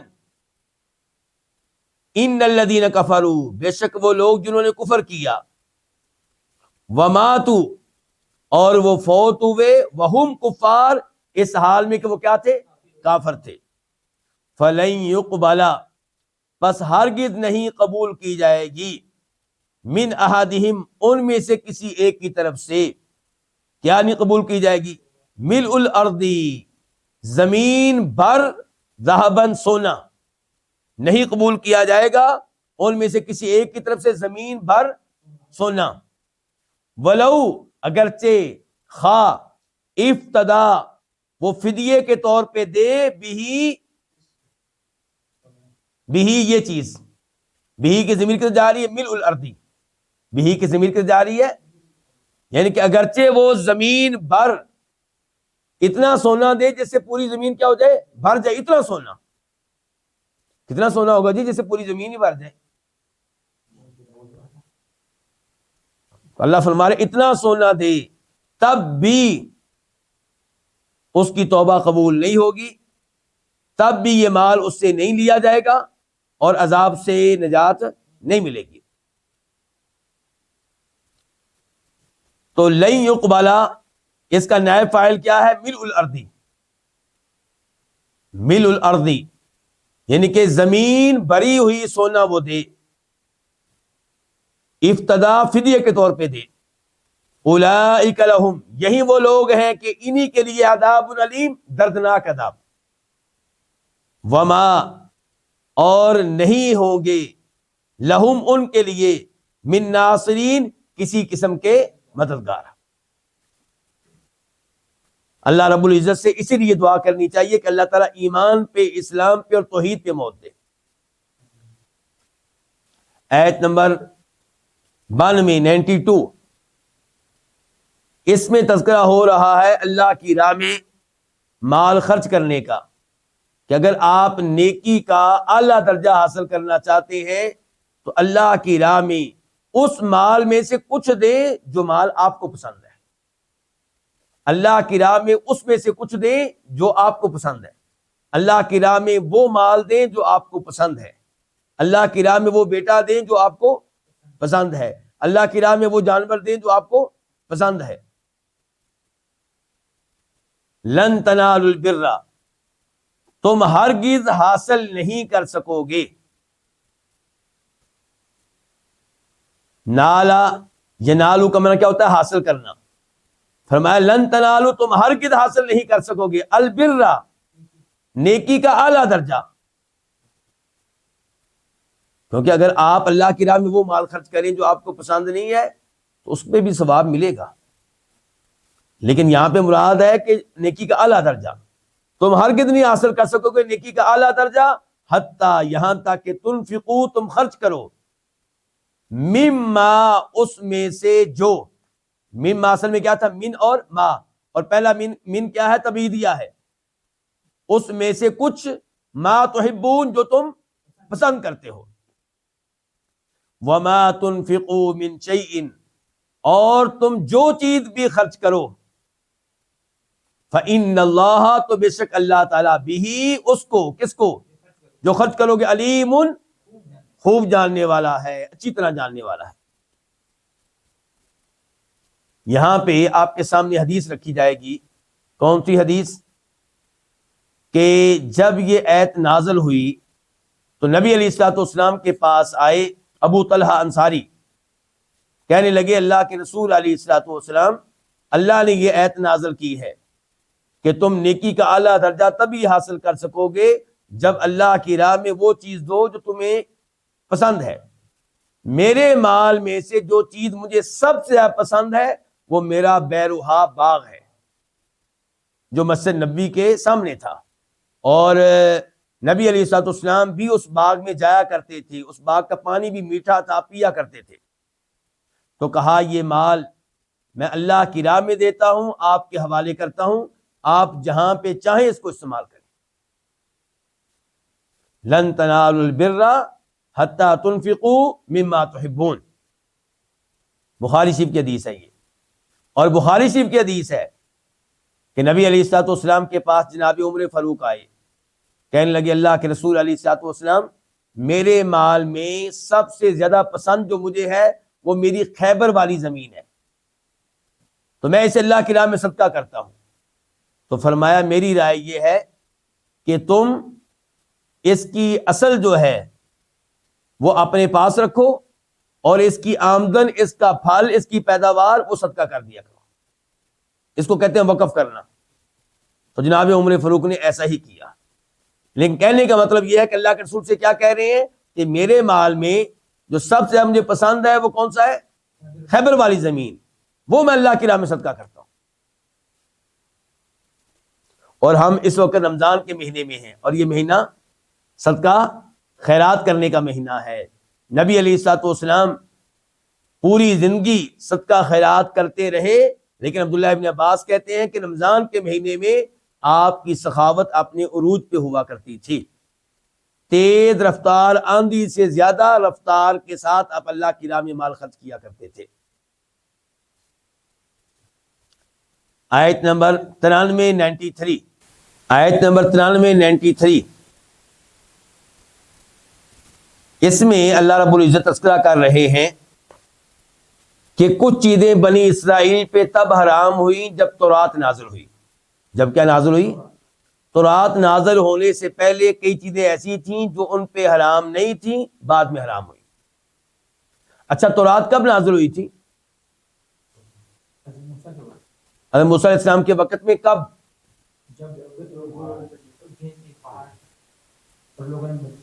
یعنی کہ فرعون کے غرق ہو جانے کے بعد، جب تک موسیٰ علیہ السلام اپنی قوم کے ساتھ مصر میں تھے تو وہاں پہ تورات نازل نہیں ہوئی۔ وہاں پہ ان کے ماننے والے کس چیز پہ عمل کرتے رہے؟ ان کی احادیث پہ، موسیٰ علیہ السلام کی احادیث پہ عمل کرتے رہے۔ جب فرعون غرق ہو گیا، سمندر کراس کر لیا، اور سمندر کراس کرنے کے بعد موسیٰ علیہ السلام طور پہاڑ پہ اللہ سے ہم کلام ہونے کے لیے گئے، تب ان کو تورات ملی تھی۔ تو اللہ تعالیٰ یہاں پہ کہہ رہے ہیں کہ کئی چیزیں ایسی ہیں جو تورات میں حرام کی گئی، پہلے حرام نہیں تھی۔ یہ بتانے کا یہاں پہ مقصد کیا ہے؟ ویسے تو کئی حکمتیں ہو سکتی ہیں بتانے میں، کئی مقاصد ہو سکتے ہیں، لیکن جو علماء تفسیر نے لکھے ہیں وہ کون سے ہیں؟ انہوں نے ایک مقصد یہ لکھا ہے کہ یہودی لوگ نسخ کو نہیں مانتے تھے، یعنی کہ یہ ممکن نہیں ہے کہ اللہ تعالیٰ پہلے کوئی آرڈر دیں اور بعد میں اس کو منسوخ کر دیں، کینسل کر دیں، جبکہ نسخ دین اسلام میں بھی موجود ہے اور پہلی شریعتوں میں بھی موجود رہا ہے۔ تو اللہ تعالیٰ اس آیت میں بتا رہے ہیں یہودیوں کو کہ نسخ تو تمہاری شریعت میں بھی موجود ہے، کئی چیزیں تمہاری شریعت میں پہلے حرام نہیں تھیں تو رات میں حرام ہوئی، نسخ تو ہو گیا۔ دوسرے نمبر پہ یہ بتانے کا مقصد یہ ہے کہ نبی علیہ الصلوۃ والسلام پہ اعتراض کیا جاتا تھا کہ آپ ابراہیم علیہ السلام کا بہت نام لیتے ہیں اور کہتے ہیں کہ ہم لوگ ابراہیم علیہ السلام کی ملت پہ ہیں، ان کے دین پہ ہیں، جبکہ آپ لوگ اونٹ کا گوشت کھاتے ہیں، اونٹ کا دودھ پیتے ہیں۔ ابراہیم علیہ السلام تو ایسا نہیں کیا کرتے تھے۔ تو اللہ تعالی نے کہا کہ اونٹ کا گوشت حلال تھا، اونٹ کا دودھ بھی حلال تھا، یہ تو حرام ہوا ہے تو رات میں۔ تو ابراہیم علیہ السلام تو بہت پہلے کے ہیں، تم کیسے کہہ سکتے ہو کہ ابراہیم علیہ السلام کے اوپر اونٹ کا گوشت حرام تھا یا ان کے اوپر اونٹ کا دودھ حرام تھا؟ ایسی کوئی بات نہیں ہے۔ یہ چیزیں خود یعقوب علیہ السلام نے اپنے اوپر حرام کی تھیں جب وہ بیمار ہو گئے تھے۔ انہوں نے نظر مانی تھی کہ اللہ نے اگر مجھے شفا دے دی تو میں اونٹ کا گوشت نہیں کھاؤں گا، اونٹ کا دودھ نہیں پیوں گا۔ اللہ نے ان کو شفا دے دی تو انہوں نے یہ دو چیزیں اپنے اوپر حرام کر لی، تو اللہ نے تورات میں ان چیزوں کو حرام قرار دیا۔ تو اس لیے اللہ کے نبی علیہ السلام ابراہیم علیہ السلام کے دین پہ ہیں، آپ نے اس معاملے میں ابراہیم علیہ السلام کے دین کی کوئی خلاف ورزی نہیں کی۔ اور بھی کئی حکمتیں ہیں اس آیت کے نازل ہونے کے معاملے میں۔ کل طعامی، ہر قسم کا کھانا، کانا تھا، حلن حلال، کس کے لیے؟ بنی اسرائیل کے لیے، الا ما حرم اسرائیل، سوائے اس کے ما جو حرم حرام کر لیا اسرائیل نے، علی نفسی، اپنے اوپر۔ اسرائیل سے مراد کون ہے جی شہریار؟ بتایا تھا پہلے جی، یعقوب علیہ السلام۔ کون ہے؟ یعقوب علیہ السلام کا یہ لقب کہہ لیں آپ۔ کہا جاتا ہے کہ اسرائیل کا معنی ہے عبداللہ، کیونکہ عربی لفظ نہیں ہے یہ، تو اس کا معنی کیا ہے؟ عبداللہ۔ تو اب دیکھیے کہ ہر قسم کا کھانا بنی اسرائیل کے لیے حلال تھا، الا، سوائے اس کے، ما جو حرم حرام کر لیا اسرائیل نے، علی نفسہ، اپنے آپ پہ، من قبل ان تنزل التوراۃ، تورات نازل کیے جانے سے پہلے، تورات نازل کی جانے سے پہلے انہوں نے یہ چیزیں اپنے اوپر حرام کر لی تھیں، اور پھر اللہ نے اس کی حرمت نازل کر دی تورات میں۔ قل، کہہ دیجئے، فاتوا بالتوراۃ، تم لاؤ تورات کو، فتلوہا، پس اس کی تلاوت کرو، ان کنتم صادقین، اگر تم کیا ہو؟ سچے ہو۔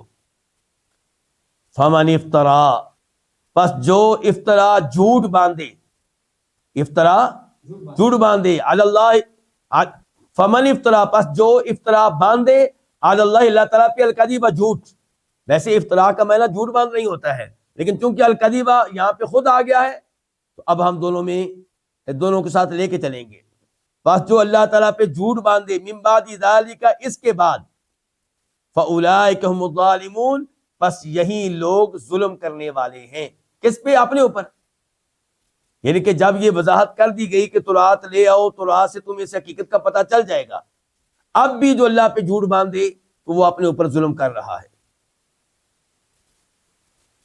آیت نمبر 95، 95، قل، کہہ دیجئے، صدق اللہ، اللہ نے سچ کہا ہے، اللہ نے جو بھی بیان کیا سچ بیان کیا۔ فاتبعوا، پس تم پیروی کرو،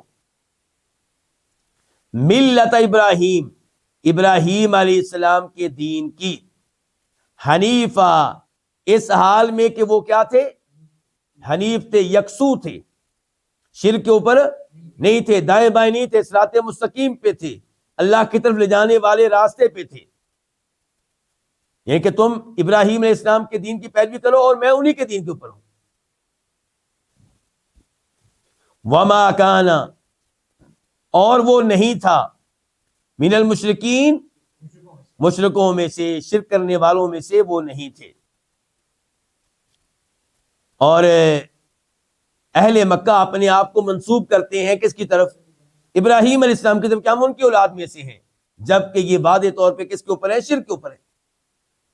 آیت نمبر 96، 96، ان اول بیت، بے شک پہلا گھر، وضع، جو بنایا گیا، مقرر کیا گیا، للناسی، لوگوں کے لیے، تاکہ اس میں رہائش اختیار کریں؟ نہیں، عبادت کریں۔ تو بے شک پہلا گھر، وضع، جو بنایا گیا، للناسی، لوگوں کے لیے، للذی، یہ لفظ کیا ہے یہاں پہ؟ لام الگ ہے، الذی الگ ہے، تو لام کا معنی کیا ہوگا؟ البتہ، البتہ وہ ہے جو بھی بکہ تھا، کہاں پہ ہے؟ بکہ میں۔ کہاں پہ ہے؟ بکہ میں۔ پریشان ہو گیا بکہ کا لفظ سن کے آپ؟ تو بکہ، اس کے بارے میں ایک آپ یہ کہیں گے کہ مکہ کے کئی نام ہیں، ایک اس کا نام ہے مکہ اور دوسرا بکہ۔ دوسرا قول اہل تفسیر کا یہ ہے کہ نام ایک ہی ہے، وہ ایک نام کو پڑھنے کے جو انداز ہیں وہ کیا ہے؟ کچھ کہتے ہیں مکہ، کچھ کہتے ہیں بکہ، بہرحال ہے اس سے مراد مکہ ہی ہے۔ بے شک پہلا گھر جو بنایا گیا ہے، للناسی، لوگوں کے لیے، للذی، البتہ وہ ہے جو بھی بکہ تھا، بکہ میں ہے، پہلی با الگ ہے، پتہ ہے نا اس کا معنی کیا ہوگا؟ میں۔ بکہ میں ہے، مبارکن اس حال میں کہ بابرکت ہے، وہدن اور ہدایت کا باعث ہے، للعالمین کن کے لیے؟ جہان والوں کے لیے۔ اچھا جی، پہلے تو یہ ہے کہ بابرکت ہے۔ کیسے بابرکت ہے؟ جو بیت اللہ کا حج کرے اس کے گناہ معاف ہو جاتے ہیں، یہ ہے اس کی برکت۔ نمبر 2، جو وہاں پہ ایک نماز پڑھے اس کی ایک نماز دیگر مساجد کی 1,00,000 نمازوں سے افضل ہے، یہ ہے اس کی برکت۔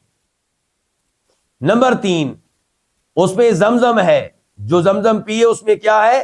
شفا ہے۔ نمبر 4، وہاں پہ حجر اسود ہے، جو اس کو ہاتھ لگائے اسلام کرے اس کے گناہ جڑتے ہیں۔ تو یہ چند مثالیں دی ہیں اس کے بابرکت ہونے کی۔ اچھا، اور جہان والوں کے لیے ہدایت ہے۔ لوگ نماز پڑھتے ہیں تو کدھر منہ کرتے ہیں؟ مکہ کی طرف، اس گھر کی طرف، کعبہ کی طرف۔ تو یہ ہے اس کا بابرکت ہونا اور اس کا کیا ہونا؟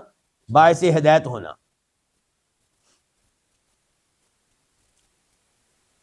فیہ، اس میں، کس میں؟ اس گھر میں، آیات، کئی نشانیاں ہیں، بینات، واضح۔ اس گھر میں کئی واضح نشانیاں ہیں۔ مقام ابراہیم، مقام ابراہیم ہے۔ پہلے اللہ نے کہا اس میں کئی واضح نشانیاں، پھر اللہ نے اس کی ایک مثال دی۔ کیا مثال دی کہ اس میں کیا ہے؟ مقام ابراہیم ہے۔ مقام ابراہیم، علماء کرام نے کہا کہ آپ اس کو بنا لیں مبتدا اور خبر اس کی محذوف ہے، یعنی کہ منہا مقام ابراہیم۔ ان نشانیوں میں سے ایک نشانی کیا ہے؟ مقام ابراہیم ہے۔ اچھا، مقام کس کو کہتے ہیں؟ کھڑے ہونے کی جگہ، یعنی کہ وہ پتھر ہے جس پہ کھڑے ہو کے ابراہیم علیہ السلام بیت اللہ تعمیر کرتے رہے، تو یہ نشانی ہے۔ وَمَن دَخَلَهُ كَانَ آمِنًا، اور جو اس میں داخل ہو جائے، کس میں؟ اس گھر میں، کان آمنا، وہ امن والا ہوگا، یعنی کہ اس کو کوئی قتل نہیں کر سکتا، اس پہ کوئی ظلم نہیں کر سکتا۔ اللہ تعالیٰ کی طرف سے اجازت نہیں ہے اس کو قتل کرنے کی اور اس پہ کسی قسم کا ظلم کرنے کی، اس کو ڈرانے کی، بلکہ اس کی عزت کی جائے۔ تو یہ بھی اللہ کی نشانیوں میں سے ایک نشانی ہے۔ ومن دخلہ کان آمنا، اس کے بارے میں علماء تفسیر نے ایک تو کہا ہے کہ یہ دوسری نشانی ہو گئی۔ پہلی نشانی کیا؟ مقام ابراہیم، اور دوسری ومن دخلہ کان آمنا۔ اور کچھ علماء تفسیر کہتے ہیں نہیں، نشانی ایک ہی بتائی گئی ہے، ومن دخلہ کان آمنا یہ الگ چیز ہے۔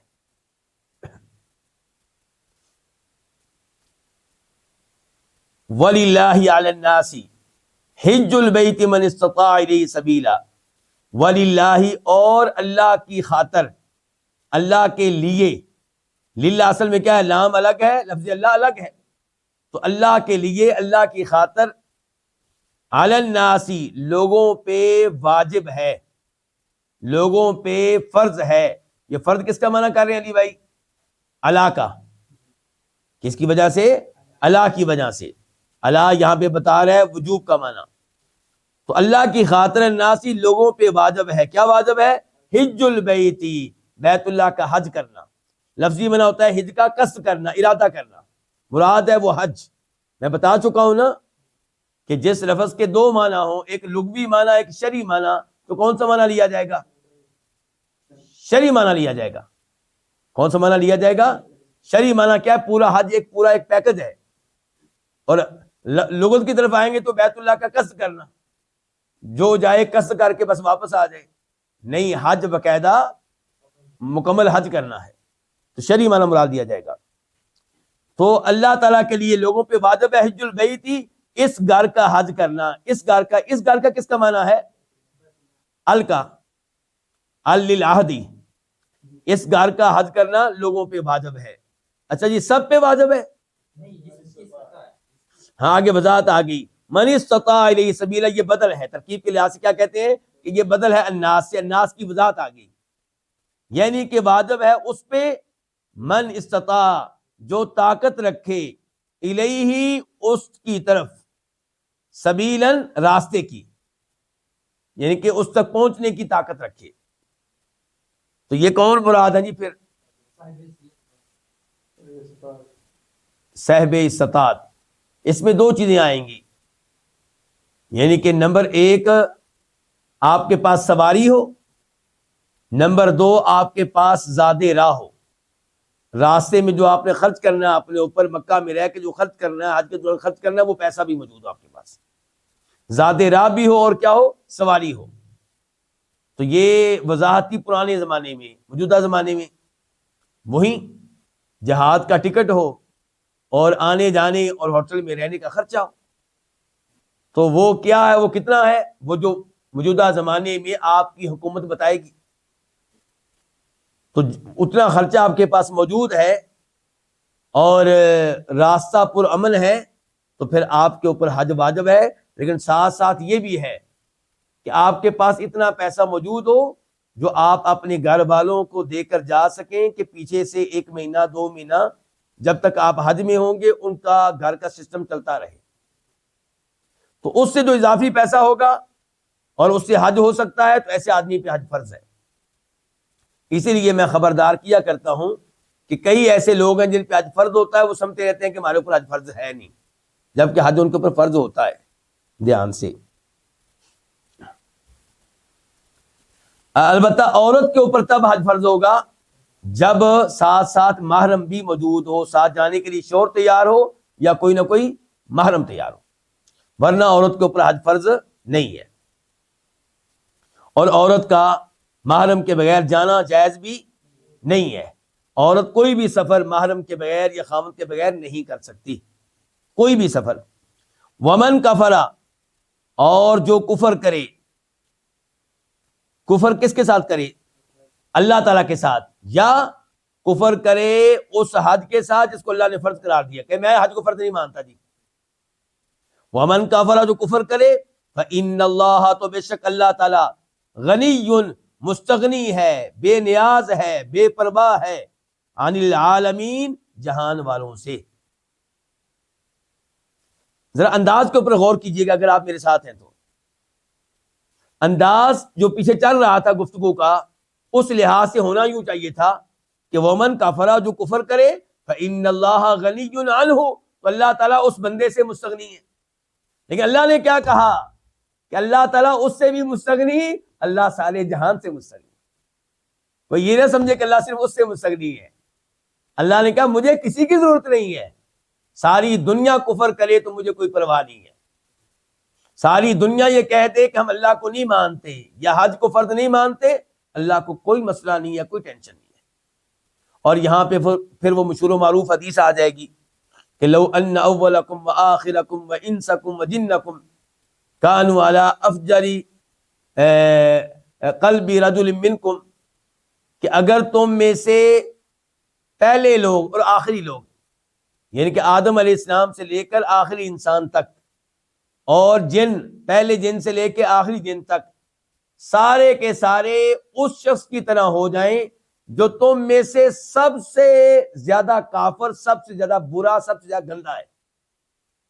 فرمایا اس سے اللہ تعالیٰ کی بادشاہت میں کوئی فرق نہیں پڑے گا. سارے اعلیٰ درجے کے کافر بن جائیں، فرعون جیسے کافر بن جائیں، اللہ کی بادشاہت میں کوئی فرق نہیں پڑے گا.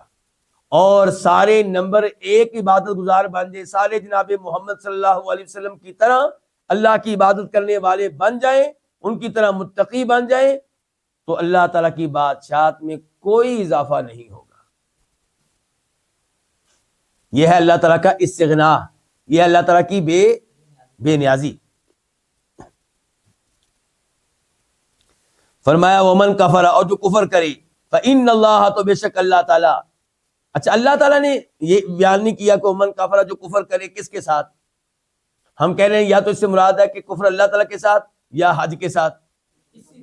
اللہ تعالیٰ ایسا اسی لیے کرتے ہیں تاکہ کلام میں عموم رہے، کہ چاہے آپ اللہ کے ساتھ کفر کریں، چاہے آپ اللہ تعالیٰ کے دین کے ساتھ کفر کریں، چاہے اللہ کے رسول کے ساتھ کفر کریں، چاہے اللہ کے فرض کیے ہوئے حج کے ساتھ کفر کریں، تو اللہ تعالیٰ مستغنی ہے عن العالمین، جہان والوں سے.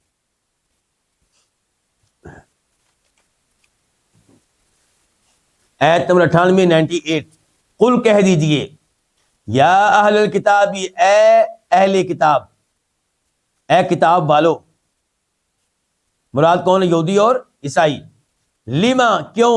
لما کے بارے میں وضاحت ہو چکی ہے. اصل میں کیا تھا؟ لما، لام الگ اور ما الگ، اور ما کون سا؟ استفہامیہ. ما استفہامیہ پہ لام داخل ہوا تو ما کے آخر سے الف کو حذف کر دیا گیا، ڈیلیٹ کر دیا گیا. تو کہہ دیجیے اہل کتاب، لما، کیوں، کس لیے، تکفرون، تم کفر کرتے ہو، بآیات اللہ، اللہ تعالیٰ کی آیتوں کے ساتھ.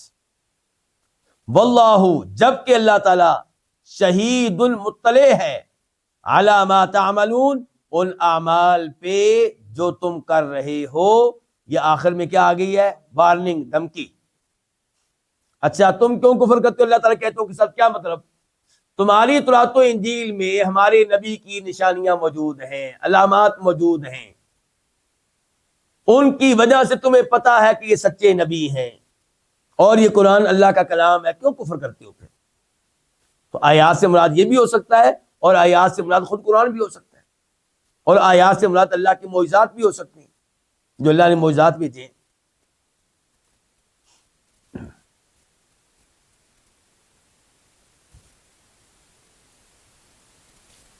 قل یا اہل کتاب، آیت نمبر 99، قل کہہ دیجئے، یا اہل کتاب، یہ اے اہل کتاب، لما، کیوں، کس لیے، تصدون، تم روکتے ہو، منع کرتے ہو،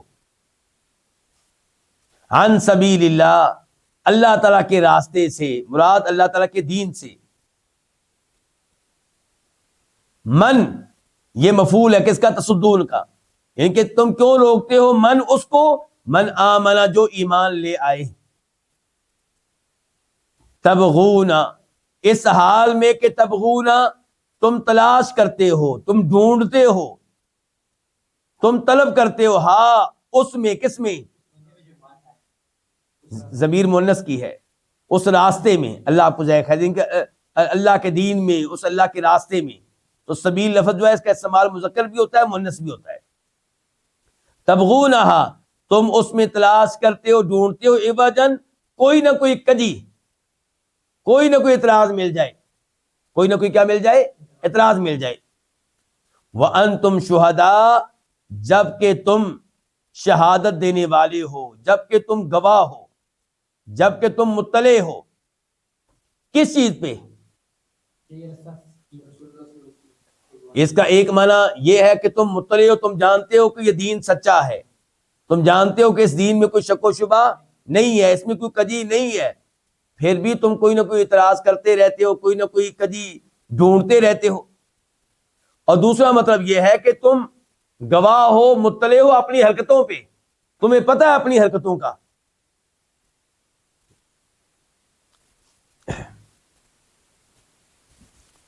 وَمَا اللَّهُ، اور اللہ ہرگز نہیں ہے. ہرگز نہیں کس کا معنی؟ ما نافیہ کے بعد آگے با آ رہی ہے.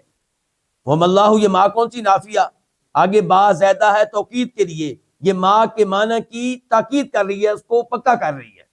اس لیے معنی کہ اور اللہ ہرگز نہیں، اللہ ہرگز غافل نہیں ہے، عما تعملون، ان اعمال سے جو تم کر رہے ہو، اور ان میں سے یہ کہ تمہارا مومنوں کو اللہ کے راستے سے روکنا، اسلام سے روکنا، ان کے راستے میں روڑے اٹکانا. اللہ تعالیٰ ان تمہاری حرکتوں سے غافل نہیں ہے. تو یہ بھی کیا ہے؟ وارننگ. آیت نمبر 100، یا ایھا الذین آمنوا، اے وہ لوگوں جو ایمان لائے ہیں. کس چیز پہ؟ ہر اس چیز پہ جس پہ ایمان لانا واجب ہے. تو اے ایمان والو. اچھا پچھلی دو آیتوں میں اللہ نے کن کو مخاطب کیا تھا؟ یہودیوں اور عیسائیوں کو. اب اللہ نے کن کو مخاطب کیا ہے؟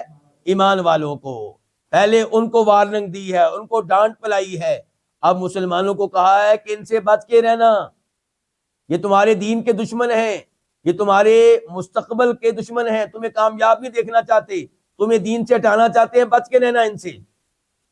فرمایا یا ایھا الذین آمنوا، اے ایمان والو، ان اگر تطیعوا، تم اطاعت کرو گے، تم حکم مانو گے. تطیعوا، تم اطاعت کرو گے، یا کیا کہنا ہے؟ تم حکم مانو گے. فریقاً، ایک گروہ کا، من الذین اوتوا الکتاب، ان لوگوں میں سے جن کو کتاب دی گئی، ان میں سے ایک گروہ کی تم بات مانو گے، اطاعت کرو گے. تو کیا ہوگا؟ ان کا جواب کیا ہے؟ یردو، وہ بنا دیں گے کم تمہیں. یہاں پہ رد یردو یہ بنانے کے معنی میں ہے، سیرہ یسیرو کے معنی میں ہے. یردوکم، تم کو بنا دیں گے، بعد ایمانکم، تمہارے ایمان کے بعد کیا بنا دیں گے؟ کافرین، کافر بنا دیں گے. بچ کے رہنا، اگر تم نے ان کی بات سننا شروع کر دی تو تمہیں کافر بنا کر چھوڑیں گے، ان سے بچ کے رہو. تو یہ پیغام آج میرے اور آپ کے لیے بھی ہے. یہودیوں عیسائیوں کی بات مانیں گے تو آپ کو کافر بنا کر چھوڑیں گے، دین اسلام سے نکالے بغیر وہ مطمئن نہیں ہوں گے. اور اس کی ایک مثال آپ نے کل کے درس میں سنی بھی ہے، پڑھی بھی ہے، آیت نمبر 72 میں، 72 میں، کہ یہودیوں نے کیا کہا تھا؟ اپنے لوگوں سے چند لوگوں کو تیار کیا کہ تم نے صبح صبح مسلمان ہونے کا اعلان کرنا ہے، سارا دن ان کے ساتھ رہنا ہے، اور شام کو دوبارہ تم نے یہودی بن جانا ہے. کیوں؟ تاکہ وہ پھسل جائیں، تاکہ باقی لوگوں کو پیغام ملے کہ یہ دین کو اچھا دین نہیں ہے. وہ دیکھو یہودی عیسائی پڑھے لکھے لوگ ہیں، ان کے اوپر آسمانی کتابیں نازل ہوئی تھیں، وہ تو بڑی نیک نیتی کے ساتھ انہوں نے یہ دین قبول کیا، ان کے ساتھ رہے، اور ایک دن میں ان کو پتا چل گیا، ان کی آنکھیں کھل گئی، پتا چل گیا کہ دین اچھا نہیں ہے. تو یہ ہے ان کی چالیں، یہ ان کی سازشیں.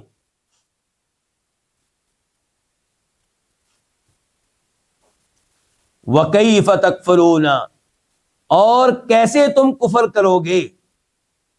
یہ اللہ کن کو کہہ رہے ہیں؟ مسلمانوں سے. اور کیسے تم کفر کرو گے، وَأَنْتُمْ تُتْلَى، وہ حالیہ جبکہ تم وہ ہو کہ تتلا علیکم، تمہارے اوپر تلاوت کی جاتی ہیں، آیات اللہ، اللہ تعالیٰ کی آیتیں. وفیکم، اور تم میں ہیں کون؟ رسولہ، اس کا رسول. کس کا؟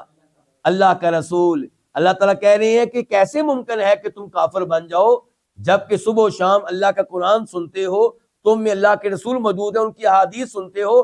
پتہ چلا جو قرآن کے ساتھ جڑ جائے، جو احادیث کے ساتھ جڑ جائے، وہ کفر سے بچا رہے گا. کفر سے بچنے کے لیے نجات کس میں ہے پھر؟ قرآن و حدیث میں. لیکن قرآن و حدیث کو گھر میں رکھنے میں نہیں، پڑھنے میں، غور کرنے میں، عقیدہ سیکھنے میں، احکام و مسائل جاننے میں. پھر دیکھ لیں، وکیف، اور کیسے تکفر، تم کفر کرو گے جبکہ تم وہ ہو کہ تتلا علیکم، تمہارے اوپر تلاوت کی جاتی ہیں. تتلا فعل مجہول ہے، اس کا نائب فاعل کیا؟ آیات اللہ. تم پہ تلاوت کی جاتی ہیں آیات اللہ، اللہ تعالیٰ کی آیتیں. وفیکم رسول، اور تم میں اس کا رسول ہے. الحاد سے بچنے کے لیے، کفر سے بچنے کے لیے پھر تعلق مضبوط بنانا ہوگا کس کے ساتھ؟ قرآن و حدیث کے ساتھ. وَمَن يَعْتَصِم بِاللَّهِ، ومن، اور جو، یعتصم مضبوطی سے تھام لے. یعتصم باللہ، کس کو؟ اللہ تعالیٰ کو. یعنی کہ اللہ تعالیٰ سے مدد مانگتا رہے اور اللہ کی عبادت کرتا رہے. اللہ کو مضبوطی سے تھام لے، کیا مطلب ہے علی بھائی؟ اللہ کی عبادت کرتا رہے اور اللہ سے ایاک نعبد و ایاک نستعین پہ عمل کرتا رہے. اور جو اللہ کو مضبوطی سے تھام لے، فقد ہدیہ، تو تحقیق ہدیہ، اس کو ہدایت دے دی گئی، الی صراط مستقیم، سیدھے راستے کی طرف. جو اللہ تعالیٰ کے ساتھ جڑ جائے گا وہ سیدھے راستے پہ رہے گا، وہ گمراہی سے بچ جائے گا، وہ کفر سے بچ جائے گا. آیت نمبر 102 یا ایھا الذین آمنوا، اے وہ لوگوں جو ایمان لائے ہیں، یعنی کہ اے ایمان والو، اتقوا اللہ، تم اللہ تعالیٰ سے ڈرو، حق تقاتہ، جیسے اس سے ڈرنے کا حق ہے. اچھا جی، یہ آیت منسوخ ہے یا منسوخ نہیں ہے؟ کئی علماء کرام نے کہا کہ یہ آیت منسوخ ہو چکی ہے. کیسے؟ اللہ تعالیٰ نے کہا تھا کہ تم مجھ سے ویسے ڈرو جیسے ڈرنے کا حق ہے. اللہ سے کیسے کوئی ڈر سکتا ہے جیسے اللہ سے ڈرنے کا حق ہے؟ وہ تو آپ کوئی ادا نہیں کر سکتا. اللہ سے جیسے ڈرنے کا حق ہے ویسے کوئی نہیں ڈر سکتا. اولیاء بھی، صالحین بھی اللہ سے ڈرتے رہے ہیں. کوئی 98% تک پہنچ گیا ہوگا، کوئی 99% تک پہنچ گیا ہوگا، لیکن 100% اللہ سے ڈرنے کا حق ادا کرنا یہ تو ممکن نہیں. تو یہ علماء کرام کہتے ہیں پھر یہ آیت منسوخ کر دی گئی، اور اللہ تعالی نے کہا سورہ تغابن میں فاتقوا اللہ ما استطعتم، تم اللہ تعالیٰ سے ڈرو اپنی طاقت کے مطابق، جتنی تم میں طاقت ہے۔ صحیح قول یہ ہے کہ یہ آیت منسوخ نہیں ہوئی، اور یہاں پہ وہی کچھ ہوا ہے جو پہلے ہم نے بتایا تھا سورہ بقرہ کی آخر سے تیسری آیت میں، للہ ما فی السماوات و ما فی الارض وان تبدوا ما فی انفسکم او تخفوہ یحاسبکم بہ اللہ۔ ہم نے گزارش کی تھی کہ نسخ کا ایک مطلب یہ ہوتا ہے کہ کسی کو کوئی غلط فہمی ہو گئی ہے، کوئی ابہام پیدا ہو گیا ہے، اس کو زائل کرنا، اس کی وضاحت کرنا۔ تو اللہ نے کہا تھا کہ ڈرو اللہ سے جیسے اسے ڈرنے کا حق ہے، تو اس سے کئی لوگوں کو ابہام پیدا ہو گیا، تو اللہ نے وضاحت فرمائی کہ اس سے مراد ہے کہ جتنی تم میں طاقت ہے، فاتقوا اللہ ما استطعتم۔ اچھا، تقوی کی ایک تعریف کی ہے عبداللہ بن مسعود نے۔ کس نے؟ عبداللہ بن مسعود نے۔ میں آپ کے سامنے رکھتا ہوں کہ تقوی کس کو کہتے ہیں، کیونکہ یہاں تقوی کا حکم دیا گیا نا۔ اور آپ کو یہ معلوم ہوگا کہ یہ آیت ان 3 آیات میں سے ایک ہے جو نبی علیہ الصلوۃ والسلام اپنے خطبے میں پڑھا کرتے تھے۔ نکاح کے موقع پہ بھی یہ آیت پڑھی جاتی ہے، خطبہ جمعہ میں بھی یہ آیت پڑھی جاتی ہے، اور تینوں آیتیں جو پڑھی جاتی ہیں تینوں میں تقوی کا حکم دیا گیا ہے، اللہ سے ڈرنے کا حکم دیا گیا ہے۔ اس سے آپ اندازہ لگا سکتے ہیں کہ اللہ سے ڈرنا کس قدر ضروری ہے۔ اچھا، تقوی کی تعریف کیا کی عبداللہ بن مسعود نے؟ کہتے ہیں ان یطاع فلا یعصى، اللہ کی اطاعت کی جائے، اللہ کی بات مانی جائے، اللہ کی نافرمانی نہ کی جائے۔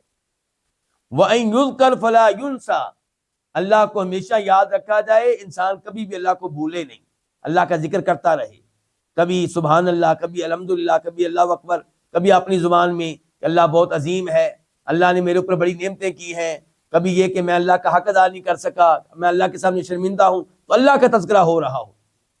وَأَن يُشْكَرْ فَلَا يُكْفَرْ، اور یہ کہ اللہ تعالیٰ کا شکر ادا کیا جائے اور اللہ کی ناشکری نہ کی جائے، یہ کیا ہے؟ تقویٰ ہے۔ تو اے ایمان والو، اللہ سے ڈرو جیسا کہ اس سے ڈرنے کا حق ہے۔ تقا کا معنی کیا؟ ڈرنا۔ تقاتی ہی سے مراد کون؟ اللہ تعالیٰ، جیسا کہ اللہ سے ڈرنے کا حق ہے۔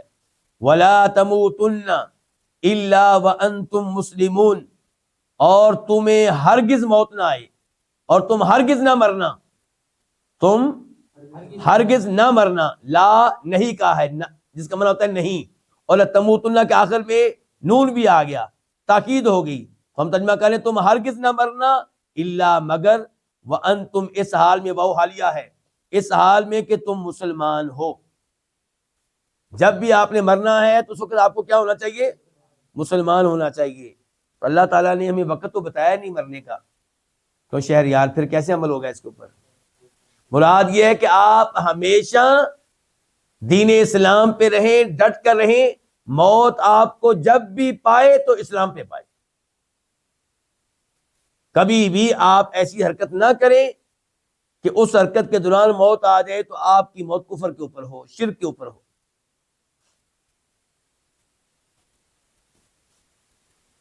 اور آپ جانتے ہیں کہ انسان کے اعمال کا دار و مدار خاتمے پہ ہے، انما الاعمال بالخواتیم۔ آپ 20 سال 30 سال نمازیں پڑھتے رہے، روزے رکھتے رہے، اللہ معاف فرمائے، لیکن انجام کفر پہ ہو تو ساری نمازیں ضائع۔ اس لیے دعا کرنی چاہیے کہ یا اللہ موت آئے تو کس پہ آئے؟ اسلام اور ایمان کے اوپر آئے۔ فرمایا ولا تموتن، تم ہرگز نہ مرنا مگر اس حال میں کہ تم اسلام پہ ہو، مسلمان ہو۔ آیت نمبر 103 103، وَاعْتَصِمُوا، اور تم مضبوطی سے تھام لو، بِحَبْلِ اللہ، کس کو؟ اللہ کی رسی کو۔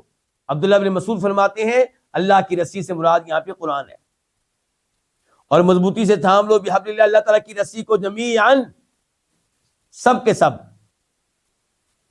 تم اللہ کی رسی کو تھام لو سب کے سب، یعنی کہ قرآن کو۔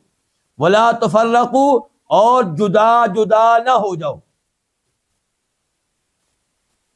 اصل میں کیا تھا؟ تفرقوا، دو تا تھیں، ولا تتفرقوا، اور تم جدا جدا نہ ہو جاؤ، یعنی کہ اللہ تعالیٰ کی رسی کو پکڑنے کے معاملے میں، قرآن کو لینے کے معاملے میں جدا جدا نہ ہو جاؤ۔ سب مسلمان ایک رہیں. فرقہ واریت ممنوع ہے، فرقوں میں بٹنا اس کی اجازت نہیں ہے. فرمایا تھا نبی علیہ الصلوۃ والسلام نے کہ میری امت 73 فرقوں میں تقسیم ہو جائے گی، سب کے سب جہنم میں جائیں گے سوائے ایک کے. تو آپ سے پوچھا گیا وہ ایک جو جہنم سے محفوظ رہے گا وہ کون سا گروہ ہوگا؟ فرمایا جو میرے اور میرے صحابہ کرام کے منہج پہ، طریقے پہ، عقیدے پہ، دین پہ ہوگا.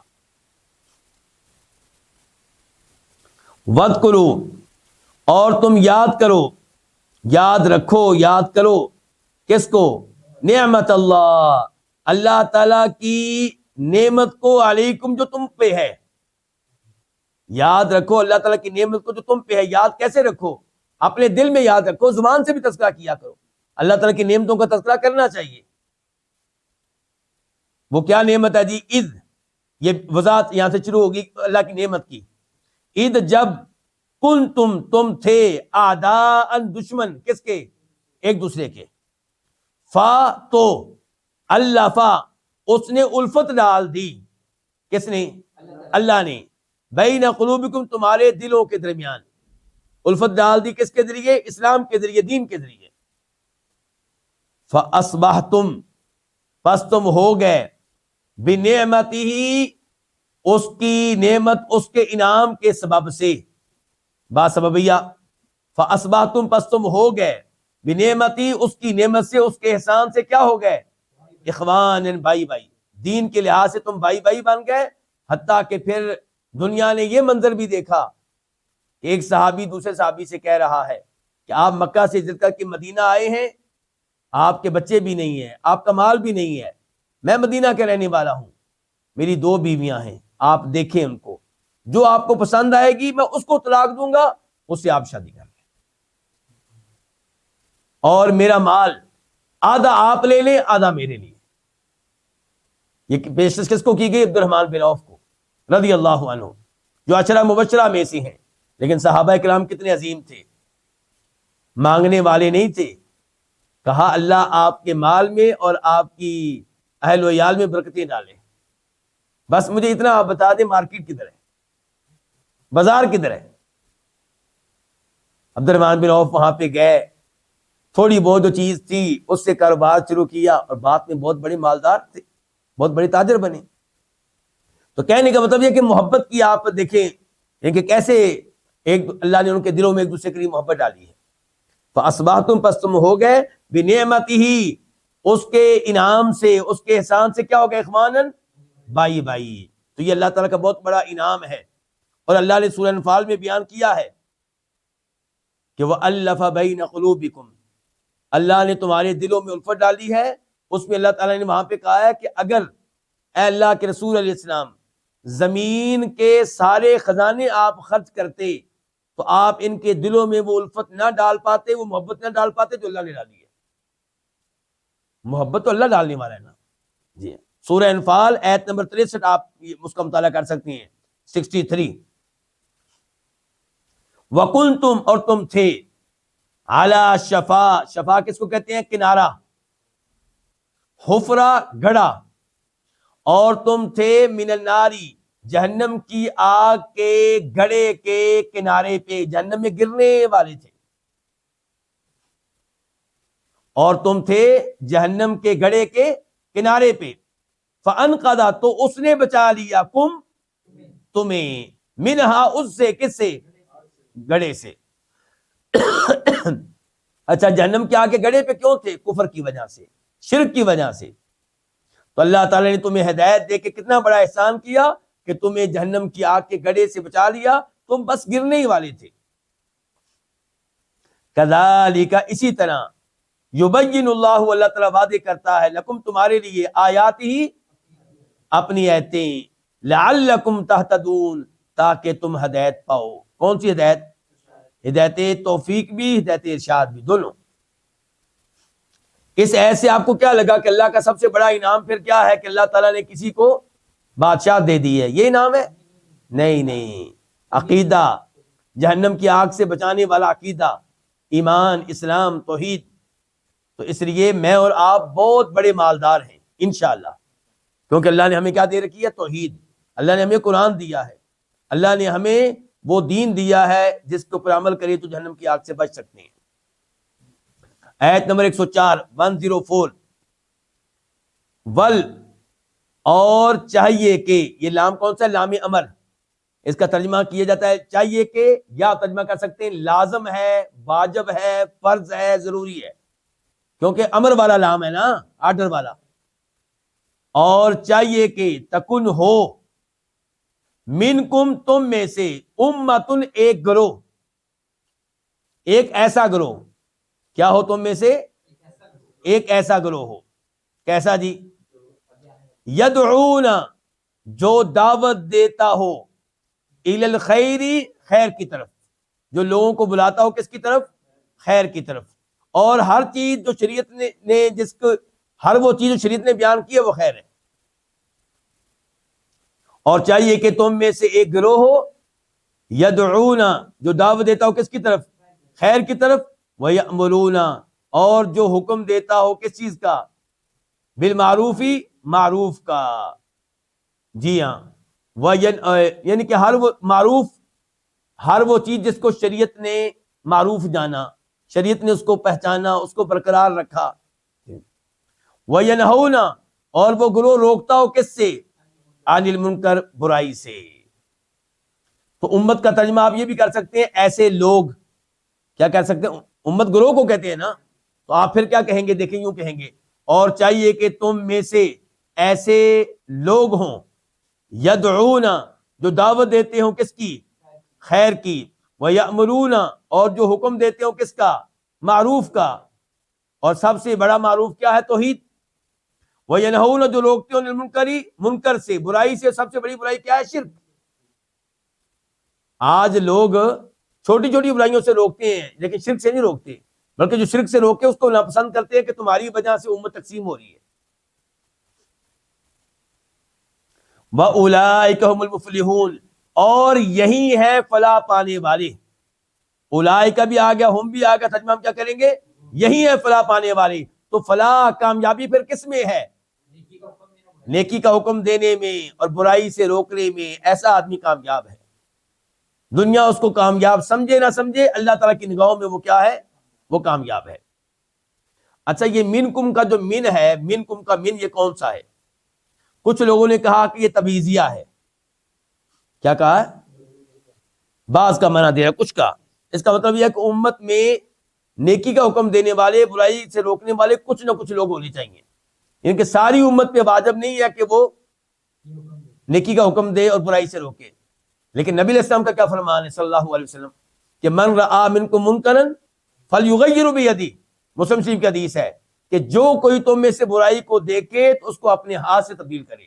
ہاتھ سے تبدیل نہیں کر سکتا تو اپنی زبان سے تبدیل کرے. زبان سے تبدیل نہیں کر سکتا تو دل میں برا جانے. اور یہ ایمان کا سب سے کمزور درجہ ہے. اس سے پتہ چلا اس حدیث سے کہ ہر ایک کو نیکی کا حکم دینا چاہیے، برائی سے روکنا چاہیے. اس لیے دوسرے علماء کرام نے کہا کہ یہ من تبعیضیہ نہیں ہے. یہ کون سا من ہے؟ یہ بیان جنس کے لیے ہے. تمہاری جنس میں سے، تم میں سے، ہاں، یعنی تم سب میں سے. اور چاہیے کہ تم میں سے ایسے لوگ ہوں جو خیر کی دعوت دیں، جو معروف کا حکم دیں اور جو برائی سے روکیں. اور یہی لوگ فلاح پانے والے ہیں. کون؟ دعوت دینے والے، نیکی کا حکم دینے والے، برائی سے روکنے والے. آیت نمبر 105 ولا تکونوا اور تم نہ ہو جاؤ کالذین ان لوگوں کی طرح تفرقوا جو کیا ہو گئے؟ بکھر گئے، تقسیم ہو گئے. مراد کون ہے؟ یہودی اور عیسائی. واختلفوا اور انہوں نے اختلاف کیا. من بعد ما جاءهم البینات ان کے پاس واضح دلائل آ جانے کے بعد. من بعد ما، یہ ما مصریہ ہے. اچھا، اللہ تعالیٰ کہہ رہے ہیں تم نے ان لوگوں کی طرح نہیں ہونا جو تقسیم ہو گئے اور جنہوں نے آپس میں کیا کیا؟ اختلاف کیا. تو ہمیں کہا جاتا ہے، کہنے والے کہتے ہیں کہ امت میں اختلاف کا ہونا رحمت ہے. اور اس بارے میں ایک روایت بھی بیان کی جاتی ہے کہ اللہ کے نبی علیہ السلام نے فرمایا تھا اختلاف امتی رحمہ، میری امت کا اختلاف رحمت ہے. جبکہ قرآن میں اللہ تعالیٰ کہتے ہیں سورہ ہود میں کہ ولا یزالون مختلفین الا من رحم ربک، لوگ آپس میں اختلاف کرتے رہیں گے، اختلاف سے وہ بچیں گے جن پہ اللہ کی رحمت ہوگی۔ اللہ تعالیٰ تو کہہ رہے ہیں رحمت ان پہ ہے جو اختلاف سے محفوظ رہیں گے۔ اختلاف رحمت نہیں ہوتا، اختلاف عذاب ہوتا ہے، اختلاف رحمت نہیں ہوتا۔ اللہ تعالیٰ کہہ رہے ہیں تم ان لوگوں کی طرح نہ ہو جاؤ تفرقوا، جو فرقوں میں بٹ گئے، واختلفوا، اور جنہوں نے اختلاف کیا، من بعد ما جاءهم البینات، ان کے پاس واضح دلائل آ جانے کے بعد، واولئک لهم عذاب عظیم، اور یہی لوگ ہیں جن کے لیے عذاب عظیم ہے، ایک بڑا عذاب ہے۔ یہاں پہ وہ حدیث بیان کرنا پڑے گی جو ترمذی شریف میں آتی ہے، جس کے راوی عبداللہ بن عمرو بن عاص ہیں۔ فرمایا نبی علیہ الصلوۃ والسلام نے کہ یہودی تقسیم ہو گئے کتنے گروہوں میں؟ 71 میں، اور عیسائی تقسیم ہوئے 72 میں، 72، اور یہودی 71، اور فرمایا میری امت تقسیم ہوگی 73 فرقوں میں 73، اور سارے کے سارے جہنم میں جائیں گے سوائے ایک کے، وہ محفوظ رہے گا، وہ جنت میں جائے گا۔ تو پھر پوچھا گیا آپ سے، تو آپ نے فرمایا جو میرے اور میرے صحابہ کرام کے طریقہ کار پہ ہوں گے۔ تو یہ چونکہ تقسیم ہوئے 72 اور 71 فرقوں میں، اسی لیے اللہ تعالیٰ کہہ رہے ہیں وَلَا تَكُونُوا كَالَّذِينَ تَفَرَّقُوا، اور تم ان لوگوں کی طرح نہ ہو جاؤ تفرقوا، جو فرقوں میں تقسیم ہوئے، اور جنہوں نے اختلاف کیا ان کے پاس واضح دلائل آ جانے کے بعد پتہ چلا اختلاف کے پیچھے جہالت نہیں تھی، واضح دلائل آ گئے تھے، علم آ گیا تھا، اس کے پیچھے کیا تھا؟ ضد، ہٹ درمی، سرکشی، حسد۔ آیت نمبر 106 106۔ اچھا یہ عذاب کب ہوگا؟ اللہ نے کہا نا ایسے لوگوں کو عذاب ہوگا، یہ کب ہوگا؟ یوم تبیض وجوہ وتسود وجوہ، جس دن تبیض سفید ہوں گے، وجوہ کئی چہرے، وتسود اور سیاہ ہوں گے، وجوہ کئی چہرے، کئی چہرے اس دن کیا ہوں گے؟ سفید ہوں گے۔ یہاں پہ مجھے حدیث یاد آ گئی، مسلم شریف کی حدیث ہے، صحابی ہیں صہیب رضی اللہ تعالی عنہ، کہ اللہ تعالیٰ اہل جنت سے کہیں گے کہ تمہیں جو کچھ مل گیا ہے وہ تمہارے لیے کافی ہے۔ میں مفہوم بتا رہا ہوں حدیث کا، الفاظ نہیں، یہ وہ کافی ہے، اس کے اوپر مطمئن ہو۔ کہیں گے یا اللہ کیوں نہ مطمئن ہو، تو نے ہمیں ہر نعمت دے دی ہے۔ تو وہ اللہ کی نعمتوں کا تذکرہ کریں گے، ان میں سے ایک یہ کہیں گے الم تبیض وجوہنا، اے اللہ کیا تو نے ہمارے چہروں کو سفید نہیں بنایا، نورانی نہیں بنایا، چمک نہیں رہے ہمارے چہرے؟ یہ بھی نعمت تو نے دے دیا اور کیا رہ گیا پیچھے؟ تو پھر اللہ تعالیٰ کیا کہیں گے؟ اللہ تعالیٰ انہیں اپنے چہرے کا دیدار کروائیں گے، اور پھر ان کو احساس ہوگا کہ سب سے بڑی نعمت تو یہ ہے۔ تو بہرحال بتانا چاہتا تھا کہ چہرے سفید کن کے ہوں گے؟ اہل جنت کے۔ دیکھیں اللہ تعالیٰ ہمیں ان میں سے کرے۔ تو اس دن کئی چہرے کیا ہوں گے؟ سفید ہوں گے، وتسود وجوہ، اور کئی چہرے کیا ہوں گے؟ سیاہ ہوں گے۔ کئی کس کا معنی کر رہا ہوں؟ تنوین کا بھی اور جمع بھی ہے نا، وجوہ۔ فَأَمَّا الَّذِينَ اسْوَدَّتْ وُجُوهُمْ، پس رہے وہ لوگ جن کے چہرے سیاہ ہوں گے۔ اچھا یہ فَأَمَّا جو ہے نا، اما کیا لفظ؟ اما جو ہے، اما کو جواب کی ضرورت ہوتی ہے۔ جیسے دیکھیں اردو میں ہم کیا کہتے ہیں؟ اگر تم میرے گھر میں آئے تو گفتگو مکمل ہے، اس کے جواب کی ضرورت ہے، اگر کا جواب چاہیے۔ آپ کہیں گے بھی بات پوری کرو، پھر میں کہوں گا اگر تم میرے گھر میں آئے تو میں تمہاری عزت کروں گا، یا کہوں گا اگر تم میرے گھر میں آئے تو میں تمہاری ایسی کی تیسی کروں گا، کچھ نہ کچھ تو کہنا ہے نا۔ یعنی کہ اگر کا جواب ہونا چاہیے، ایسے ہی اما کا جواب ہونا چاہیے۔ اما کا کیا ہونا چاہیے؟ جواب۔ تو بتانا چاہتا ہوں کہ میں یہاں پہ کہنا چاہ رہا ہوں کہ یہاں پہ ایک لفظ پوشیدہ ہے، تو آپ کہیں گے بیٹھے بیٹھے ایسے ہی آپ چھوڑ دیتے ہیں کہ پوشیدہ ہے۔ تو بتا رہا ہوں کہ جو عربی قواعد سے واقف ہے ان کو پتا ہے کہ اما کا جواب یہاں پہ ہونا چاہیے۔ اچھا اب گفتگو یوں ہوگی، اکفرتم سے پہلے ہوگا فیقال لہم، ان سے کہا جائے گا۔ رہے وہ لوگ جن کے چہرے سیاہ ہوں گے تو ان سے کہا جائے گا، سمجھے نا؟ تو پوشیدہ کیا ہے کہ ان سے کہا جائے گا، فیقال لہم، پس رہے وہ لوگ جن کے چہرے سیاہ ہوں گے تو ان سے کہا جائے گا اکفرتم، کیا تم نے کفر کیا تھا، بعد ایمانکم، اپنے ایمان کے بعد؟ یہ اللہ تعالیٰ ان سے معلومات لے رہے ہیں، ایسے ہی نا؟ نہیں، یہ سوال معلومات لینے کے لیے نہیں ہے، ڈانٹنے کے لیے ہے۔ اکفرتم، کیا تم نے کفر کیا تھا، بعد ایمانکم، تمہارے ایمان کے بعد، فذوقوا العذاب، بس تم چکھو عذاب، بما کنتم تکفرون، اس لیے کہ تم کفر کیا کرتے تھے، با سببیہ ہے، بس تم چکھو عذاب اس لیے کہ تم کیا کیا کرتے تھے، کفر کیا کرتے تھے۔ تو پتہ چلا کہ ایمان کے بعد کفر، اس کی وجہ سے روز قیامت چہرے کیا ہوں گے، سیاہ ہوں گے۔ اور بھی کئی اسباب ہیں جو دیگر آیات میں آئے ہیں جن کی وجہ سے روز قیامت کیا ہوں گے، چہرے سیاہ ہوں گے۔ آیت نمبر 107 107، وَأَمَّا الَّذِينَ ابْيَضَّتْ وُجُوهُهُمْ، اور رہے وہ لوگ کہ جن کے چہرے کیا ہوں گے، سفید ہوں گے، ففی رحمت اللہ، تو وہ اللہ کی رحمت میں ہوں گے۔ اس اما کا دوسرے اما کا جواب موجود ہے، کیا موجود ہے، ففی رحمت اللہ، ٹھیک ہو گیا۔ اور رہے وہ لوگ جن کے چہرے سیاہ سفید ہوں گے، ففی رحمت اللہ، تو وہ اللہ کی رحمت میں ہوں گے۔ ہم فیہا خالدون، وہ اس میں ہمیشہ ہمیشہ رہنے والے ہوں گے، کس میں، اللہ کی رحمت میں، اور وہ کیا ہے، جنت۔ جیسا کہ ایک حدیث میں کیا آتا ہے، اللہ تعالیٰ کہیں گے جنت اور جہنم کو مخاطب کر کے، جب ان کا آپس میں جھگڑا ہوگا، اللہ تعالیٰ جنت سے کہیں گے تو میری رحمت ہے، انتی رحمتی ارحم بکی من اشاء، تو میری رحمت ہے، تیرے ذریعے جس پہ میں چاہتا ہوں میں رحم کرتا ہوں۔ اور اللہ تعالیٰ جہنم سے کہیں گے تو میرا عذاب ہے، تیرے ذریعے جس کو میں چاہتا ہوں عذاب دیتا ہوں۔ تو رحمت سے مراد کیا ہے پھر، جنت۔ فہم فیہا خالدون، اس میں ہمیشہ ہمیشہ رہنے والے ہوں گے۔ آیت نمبر 108 108، تلک آیات اللہ، یہ اللہ تعالیٰ کی آیتیں ہیں، یہ آیتیں جو بھی ہم پڑھ رہے ہیں یہ اللہ تعالیٰ کا کلام، یہ اللہ تعالیٰ کی آیتیں ہیں، نتلوہا، اس حال میں کہ ہم ان کی تلاوت کرتے ہیں، علیک، آپ پہ، بالحق کی، حق کے ساتھ ہم تلاوت کرتے ہیں، اس سے مراد جبرائیل علیہ السلام کے ذریعے اللہ تعالیٰ کا تلاوت کرنا۔ وَمَا اللَّهُ، اور اللہ تعالیٰ نہیں چاہتا، ما نافیہ، اللہ تعالیٰ نہیں چاہتا، ظلم کیا نہیں چاہتا، کسی قسم کا ظلم کرنا، کن پہ، للعالمین، جہان والوں پہ۔